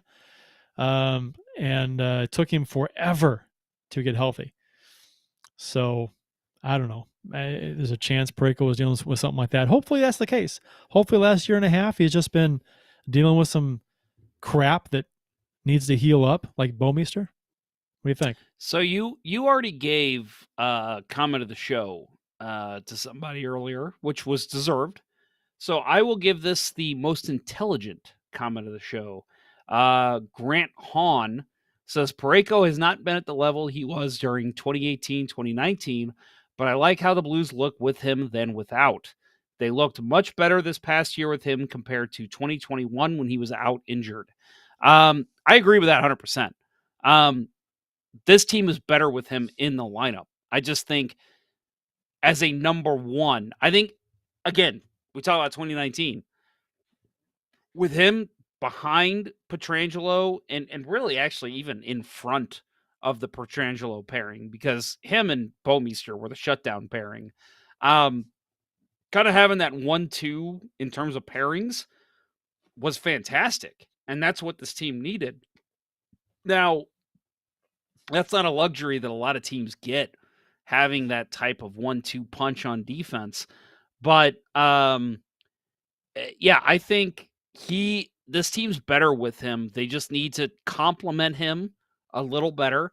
And I know that there's been a lot of talk, and Kurt, I know you've been a part of these talks on Twitter, of like comparisons to Pronger. Well, when Pronger played, it was, you could put anyone with him, he's going to make them look better. With Todd Reardon. Parayko, what? Todd Reardon. Todd Reardon. That was McInnes. Todd, That was McInnes. I think as Dan Riley. Oh, that was Dan Pronger. Riley. Dan Riley that said, yeah, they were the Tower of Power. Yeah. I think it was Dan Riley that said, Todd freaking Reardon. Yep. Yeah. And I think, oh man, light sound geometry, bringing the heat. Parayko is a good fourth or fifth D man. I think he's a great 2D man. I just don't think he's a great number one. Did you see his comment above that? I can't disagree with what he says there, and it sounds really harsh. Parayko can't pass. He doesn't use his shot. He's not physical and has low hockey IQ. I'm not going to say not being physical is necessarily a detriment, even though we've pointed out in the past where not being physical has cost him. Yeah, when I first read it, I'm like, oh, get off it. And I'm like, you know what? I mean, he's not the best passer. He doesn't use his shot as well as he should. He's not physical. And having a low hockey IQ is kind of harsh. I think I don't want to say he's got a low hockey IQ, but I will say he is not amazing. It doesn't. He's not got the best out there on the rink. I'll give you that. Yeah, that's a very good, in a nutshell, very quick critique, a negative critique of Parayko, what his negatives, and I think that's fair for the most part, even though some of them, a couple of them are iffy. Yep. 37 is one of the usernames here on YouTube. I think it's a new live listener. And he clearly knows what he's talking about. His name is literally 37, so he's clearly a big Jeff Finley fan. He says, we have 3 D-men, including Parayko, who would command significantly higher AAVs if they hit the market right now, and we have all of them for several more years. I think, and I think that's a fair point. Like, there's plenty of great defensemen on this team. Like, I think Falk is a great defenseman. I think Krug. I think even Perunovic at this point. Parayko. I hate how Krug's the bad rap Krug gets. I hate it so much. I think they all are great defensemen. Better. I just don't like. I don't like the makeup of this defense. I think if you look at them in a nutshell, Falk is great, Krug is great, Parayko's great, but I just don't think all 3 of them need to be on this team. I think if you can move one of those guys, and I said this during the Seattle expansion draft last year, if you can get one of those guys off the roster and free up space and use that money towards more defensive defensemen than puck-moving defensemen, I think that is the way to do it. See, I think you move Tarasenko, you move Scandella somehow, and you use that. And I'd love to have Perunovic, Krug, Falk, Parayko all in the same defensive core, but you ditch Scandella, you add Mikkel into that, and you add a big, tough, physical defenseman for Scandella. Ditch his contract and free up Tarasenko's money and go after a guy of that ilk. I don't have a problem because okay, Colorado beat us. They're a fast fucking team. Every single line brings the speed, right? I think there's something to be said for having a lot of puck moving defensemen that move the puck really well. Falk, Krug, Prunovich. I think you can beat teams that way. You've got the puck, they don't, right?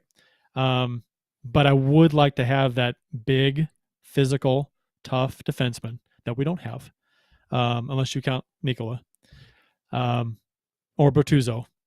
But so I think I'm not against having those three guys back on the defense if you can somehow extract Scandella and replace him with a bigger guy. I know that in the past I was a Scandella apologist to a certain extent, but I do think he has value for other teams. I could see an Arizona, and I know Arizona is always the one that comes to mind, right? But like Arizona, even like a Buffalo or just a team that's kind of up and coming, maybe even an Ottawa, they would just be like, we need a good, good enough veteran defenseman to help coach these young guys a little bit. Like, I think there's some value there. He's not completely decrepit on the ice. Like he's had some stretches, and I think even dating back to 2020, 2021, during the shortened season, I said multiple times down the stretch in the last 15 games of the season, I thought he was phenomenal for what he's paid. I thought he was great for the Blues. And I think he could still provide that and again, provide a little bit more of a veteran leadership presence. So I think there are teams that would be interested in him. But again, I think, like I said 2 weeks ago, one of the big issues is that it's basically been a flat cap the past couple seasons.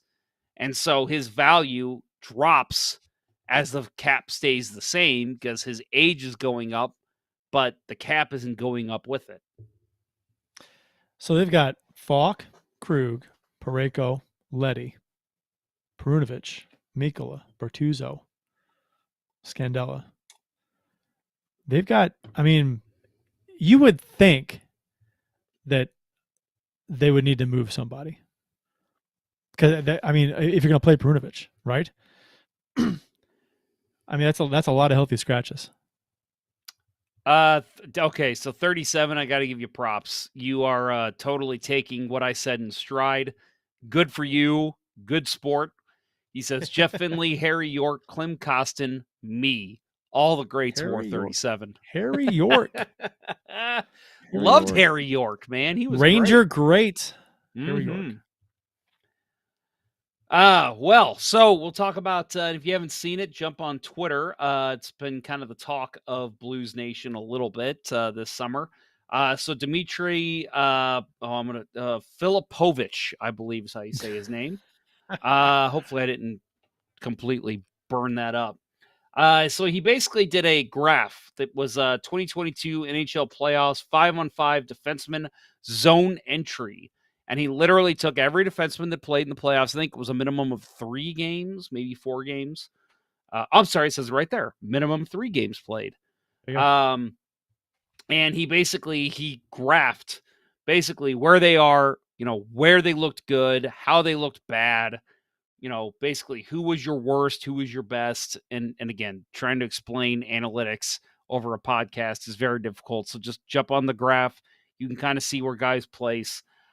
Colton Parayko was actually ranked pretty well for the Blues in terms of zone entry on defense. And Nick Leddy is up there as well. There's a couple other Blues, obviously at least 6, I think 7 or 8 Blues on there. Some of them you can't see their names, but yeah, at the very top. What's the URL? Because you can select only the Blues to see what the names are. I don't know. Okay. I don't know. I'm trying to find it. Colton Parayko is clearly the highest Blue on there. And then second would probably be, I think that's Nick Leddy, but I can't see it exactly. A lot of the Blues don't have their names by it. But the worst Blue, that would be Ben Chariot. That is not a Blue. I don't see his name by that. Okay, well, looking at the graph, but no, it's so apparently in the playoffs, 5-on-5, Parayko's zone entry was great. I did see a very good comment because people were kind of saying like that Nick Leddy's numbers were kind of surprisingly low, even though he's one of the higher ranked Blues. Actually, somebody made a good comment and said, "What about zone leaving the zone, exiting the zone?" And I thought, man, yeah, if we could see that, I bet Nick Leddy's numbers are tremendous on that because that seems to be where he really shines as a guy to kind of get the puck and carry it out of the zone and lead the charge. So, but an interesting graph again. Again, hard to really discuss over a podcast, but yeah, check it out. Dmitry Filipovich posted this, and Kurt and I have been commenting on a lot of the posts about it. So if you want to check out what we post, Yeah. I'm sure you'll find it. I was trying to find someone posted on Twitter just the blue. You can deselect. You just select the Blues to see all the names because some of these names you can't see. They're over the top of the other logos are over the top.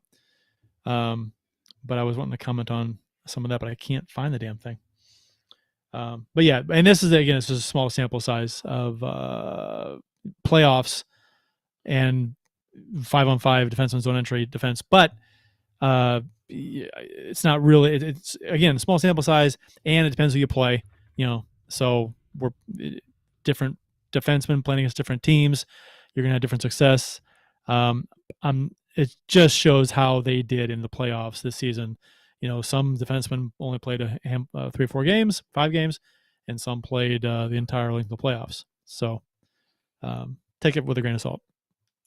Update. Apparently 37 is my ice hockey goalie, Mr. Dave Jackson, who I have won back-to-back ice hockey championships with. So when he says he is one of the great 37s, I will, let me just say this.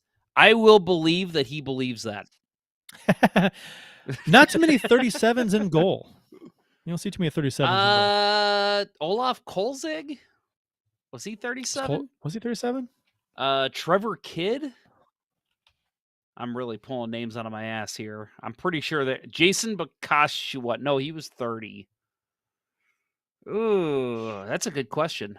Not many 37s. I don't think there's two. Okay, here we go. 37. We got. Which team is this? Oh, this is this season. Brian Elliott, 37 this year. Oh, yeah, he was 37. Yeah. So. All right, let's see. This is... Oh, that's 2021 sweater numbers. Well, let's see. Yeah, you're right. Brian Elliott. I think that's the only goalie we got. But yeah. This season. Wait, hang on. Let's see. Oh, that's 77. That doesn't help. Not that it matters. But yeah, he is number 37. And he wears it proudly and wears it well. Wow, there's a long list. Apparently, Jeff Batters wore number 37, former St. Louis Blue. I have no idea who that is. I don't think any Blues players have worn 37 in net. Well, let's find out. If I go to Jeff Blues Batters history and then sweater numbers, who's Jeff Batters? 93 through 95, played 16 games for the Blues, defenseman. Yeah, not a single goalie for the Blues wore 37. That's not surprising. Yeah. Yeah. He says, all I do is win, win, win, no matter what. You're damn right, Dave. That's all we fucking do. One goalie in Blues history has, what? Is that right? Has worn 39 in goal. Who is it? Ryan Miller. No. Oh, sorry, 2 goalies. I overlooked Miller. Not as cool a question anymore. Okay, so there's 2 goalies. You got one. 39 for the Blues. Oh, I feel like I should know this because I feel like it's relatively recent, right? Yes. Oh man. I don't want to take up too much of the show, so I'll just say, oh God, Hanu Toivonen. More recent. Okay, more You have a recent than shirt. what? You have a shirt with him on it. I have a shirt with him on it. Mm-hmm. Charlie Lindgren? Mm-hmm. Oh, he was Yes, sir. 39. Oh man. Surprised Okay. Kelly Chase gave that number up so he could wear it. Yeah. Doug Waite too. Yeah, Doug Waite. Oh boy. All right. Well. 37. He got it right there in the chat. He says Miller and Sideburns. So yeah, Yep, he there knew. you go. He is a season ticket holder, so he gets it. Okay. So did he buy $30,000 worth of memorabilia though? no, we talked about that last night, and he said, no, I do not buy game used memorabilia. And I'm like, yeah, that's probably a good call. It's like if I'm getting scammed, if I think I'm getting scammed, I'm not going to keep buying stuff from the scammer. Yeah. I don't know. That's a good That is point. me. Good point. We got one story for our rapid fire tidbits from around the NHL. And it does involve a Central Division team that we all hate. Jonathan Toews commented about the Blackhawks rebuild to Mark Lazarus of The Athletic. Again, another reason to subscribe to The Athletic. I think Mark Lazarus does a great job. Great job. He was big on the Blackhawks scandals. So kudos to him. He did a great job with that. He took the Blackhawks to the woodshed. As he should have, and I appreciated that. So apparently in this story, Jonathan Toews was quoted as saying, at the end of the day, we're talking about a 5+ year process, according to Kyle, which he's talking about Blackhawks GM Kyle Davidson. So that part of it doesn't sound appealing to me, at all. Oh, yeah. So he's not happy. And Kurt, I saw you comment on this on Twitter, and I agree with you 100%. He is a whiny bitch. Like, since they stopped winning cups, I have really lost all respect for Jonathan Toews. Other reasons involved too, but he's become such a whiny little baby about everything the Blackhawks do, and it's just not appealing to me. Like, I used to hold him on a pedestal with Steve Yzerman as like one of the best captains in NHL history. I have taken him off that pedestal. I have ripped that from under him because I do not agree with that anymore. But I will say, and I know I saw you say this on Twitter too, that kind of agree with them on this. Like, it seemed like they were headed somewhere. Like, they had Doc, they went out and got Jones and Fleury, and I know we all talked about how in DeBrincat, we all talked about how last year it was ridiculous to say they were going to make the playoffs. But I thought we all kind of thought, like, okay, they're on their way. They're getting there. They're going to be a Stanley Cup hopeful before Toews retires, at least. Now it's not looking that way anymore. In one season, that has all been completely erased. And we're talking about Kane's going to be traded. Toews clearly is wanting out. I don't know if anyone's going to take that contract, but crazy. He says, and I think Dan O'Reilly replied to my tweet with this. He something like he goes, yeah, he always bitches about not liking the direction the team is going, but then never wants to be traded. Yeah. It's like, so he just wants to keep winning. I get it. I mean, but he's 34 years old, so I don't blame him one bit that he doesn't want to be part of a 5-year process to get back to, winning hockey. Why would he want? I mean, he's only got, who knows how long he's going to play. He's 34. He might play 3 or 4 more years and call it quits. I mean, honestly, outside of his contract, I think he's still an NHL player. But after what he went through last year, it seemed to really slow him down this past season. He was not the same player. He can still be a good defensive guy, but I think offensively he's suspect. he went from 3 years ago 81 points, then dropped to 60, then 37 last year. Yeah. And games played were 82, 70, 71. So his games played didn't drop off too much. He reminds me of a guy like a Jeremy Roenick, who at the end of his career became a defensive center. I could see him doing that for a couple more seasons, but I mean, you're not paying a defensive only center $10 million per year. Like, that's no team is going to take that contract unless you really sweeten the deal. And I actually partially expected, with DeBrincat being on the trade block, I actually expected the Blackhawks to say, if you take DeBrincat, you got to take Taves too. And I really thought they were going to be packaged together, but clearly that didn't happen. Well, I assume he has a full no trade or no movement clause probably in Chicago. Yeah, but I'm sure he just at this point will accept anything outside of sorry, Arizona. You think? I don't know. I mean, if he's going to go anywhere to a shitty team, might as well just stay with Chicago because he's got. Well, that's what I'm saying. You got to look at clause. You got to look at who is equal to or less than Chicago, and I think you look at Arizona. I mean, I think he would have loved to go to Ottawa personally. I mean, right? If it was like Ottawa's acquiring you and DeBrincat, I think he'd be like, hell yeah, let's go. Ottawa could be fun this year. You know, who knows? I think they will be. Maybe Ottawa doesn't want Taves. Nah, we're going a different direction. We don't want an older guy. Yeah, no, I agree. Yeah, I mean, old and slow, you know, and they're a very quick team. Right. And if you're not putting up points and you're old and slow, good luck.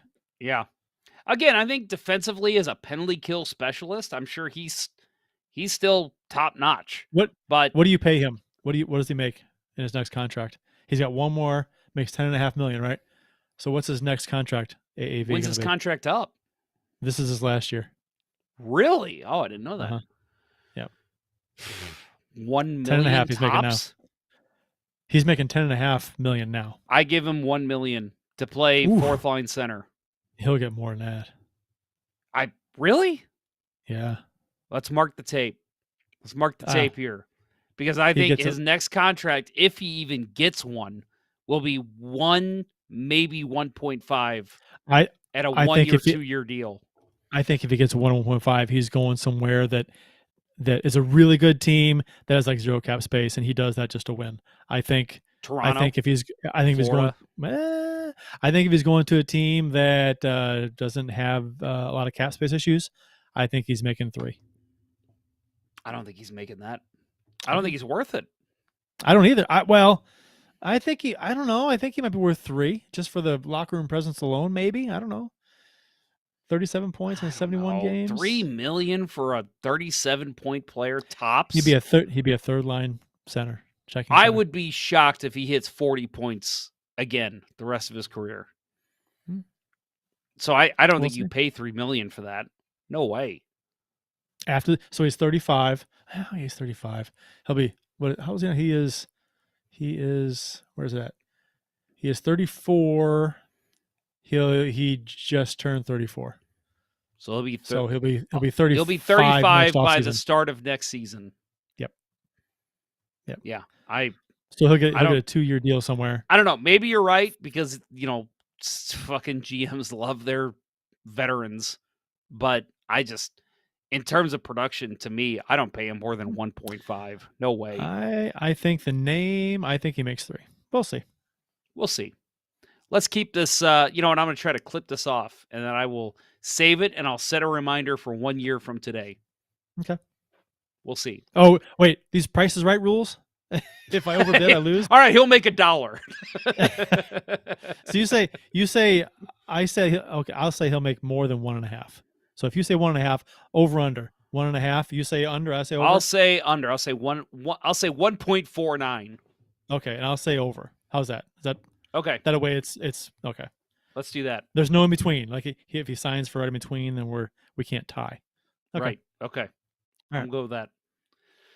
Well, is there anything else that we wanted to? Ken Morris asks, "What are the ticket prices in Arizona? Ridiculous." Oh yeah, they're awful. I really feel like those ticket prices, like I think it's one of those things where it's going to be, let's wait until 20 minutes before game time. Like, the game will Yeah. start and there'll be, I mean, I'm not kidding, 100 people in their seats. And then as the game goes on, you'll see more and more people filtering in because the prices on those things are ridiculous. And once the game starts, they're just going to be like, please take these tickets. We'll sell them for $10. The only draw is that it's a very small arena and you're right on top of the ice, close to the action, no matter where you are, which is pretty cool. Not going to lie. I would love to go to a game there. Yes, Blues play there, take a road trip. Oh, hell that'd be great. But not at those prices. Good Lord. No, thank you. Not interested. Well, Kurt, does that do it for the show? That'll do her. Well, Mike Leon over at the Facebook chat does say, love your hair, Jeff. Kurt is pretty too. Oh, so, back at you. Thanks, buddy. We appreciate that. You're pretty cute yourself, I'm sure. No, he is. I know him. He's very pretty. So support for Let's Go Blues Radio is brought to you in part by ID Life, the world's only truly personalized vitamin platform based on health assessment. Oh my goodness. Okay, let me try that again. ID Life, the world's only truly personalized vitamin platform based on a health assessment of your DNA. Visit rockinthatidlife.com for more information. That's rockinthatidlife.com. And get 10% off by emailing Dustin at rockinthatidlife.com. I'm sorry, rockinthatidlife@gmail.com and tell him Let's Go Blues Radio sent you. Dustin is pulling his sponsorship as we speak. So sorry, buddy. Again, that is rockinthatidlife@gmail.com. Email him to get 10% off your order. And again, to order from them, that is rockinthatidlife.com. And by Center Ice Brewery, which provides drinks brewed in our fair city and is available throughout the city and county at numerous grocery stores, liquor stores, and bars. Visit centericebrewery.com to find a vendor near you. That is centericebrewery.com. That'll do it for episode 50 of season 10 of the original St. Louis Blues Hockey Podcast, Let's Go Blues Radio. Thanks for listening, and thanks for those who participated in the YouTube and Facebook live chats during the show. Cheers to all of you, and cheers to our podcasting audience as well. For Kurt Price and the On Assignment Bill Day, I'm Jeff Ponder, and this was Let's Go Blues Radio. Until next time, everyone, let's go Blues. Let's go Blues! The Chiefs are at home tonight against Cyanosport at the War Memorial at 8. Good seats are still available. A look at sports. I think that went very well.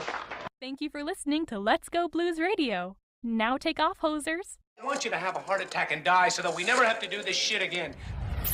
Well, there's 90 minutes of your life you'll never get back. Sorry. St. Louis Blues, St. Louis Blues. Have you heard the news about our St. Louis Blues? They've only just begun, they're on their way to number one. Now there's no more blues for our St. Louis Blues. The Blues are on the ice tonight again. They're rough and tough and got the stuff to win. They'll always get one more, no matter what the score. They are quite a hockey team, my friend.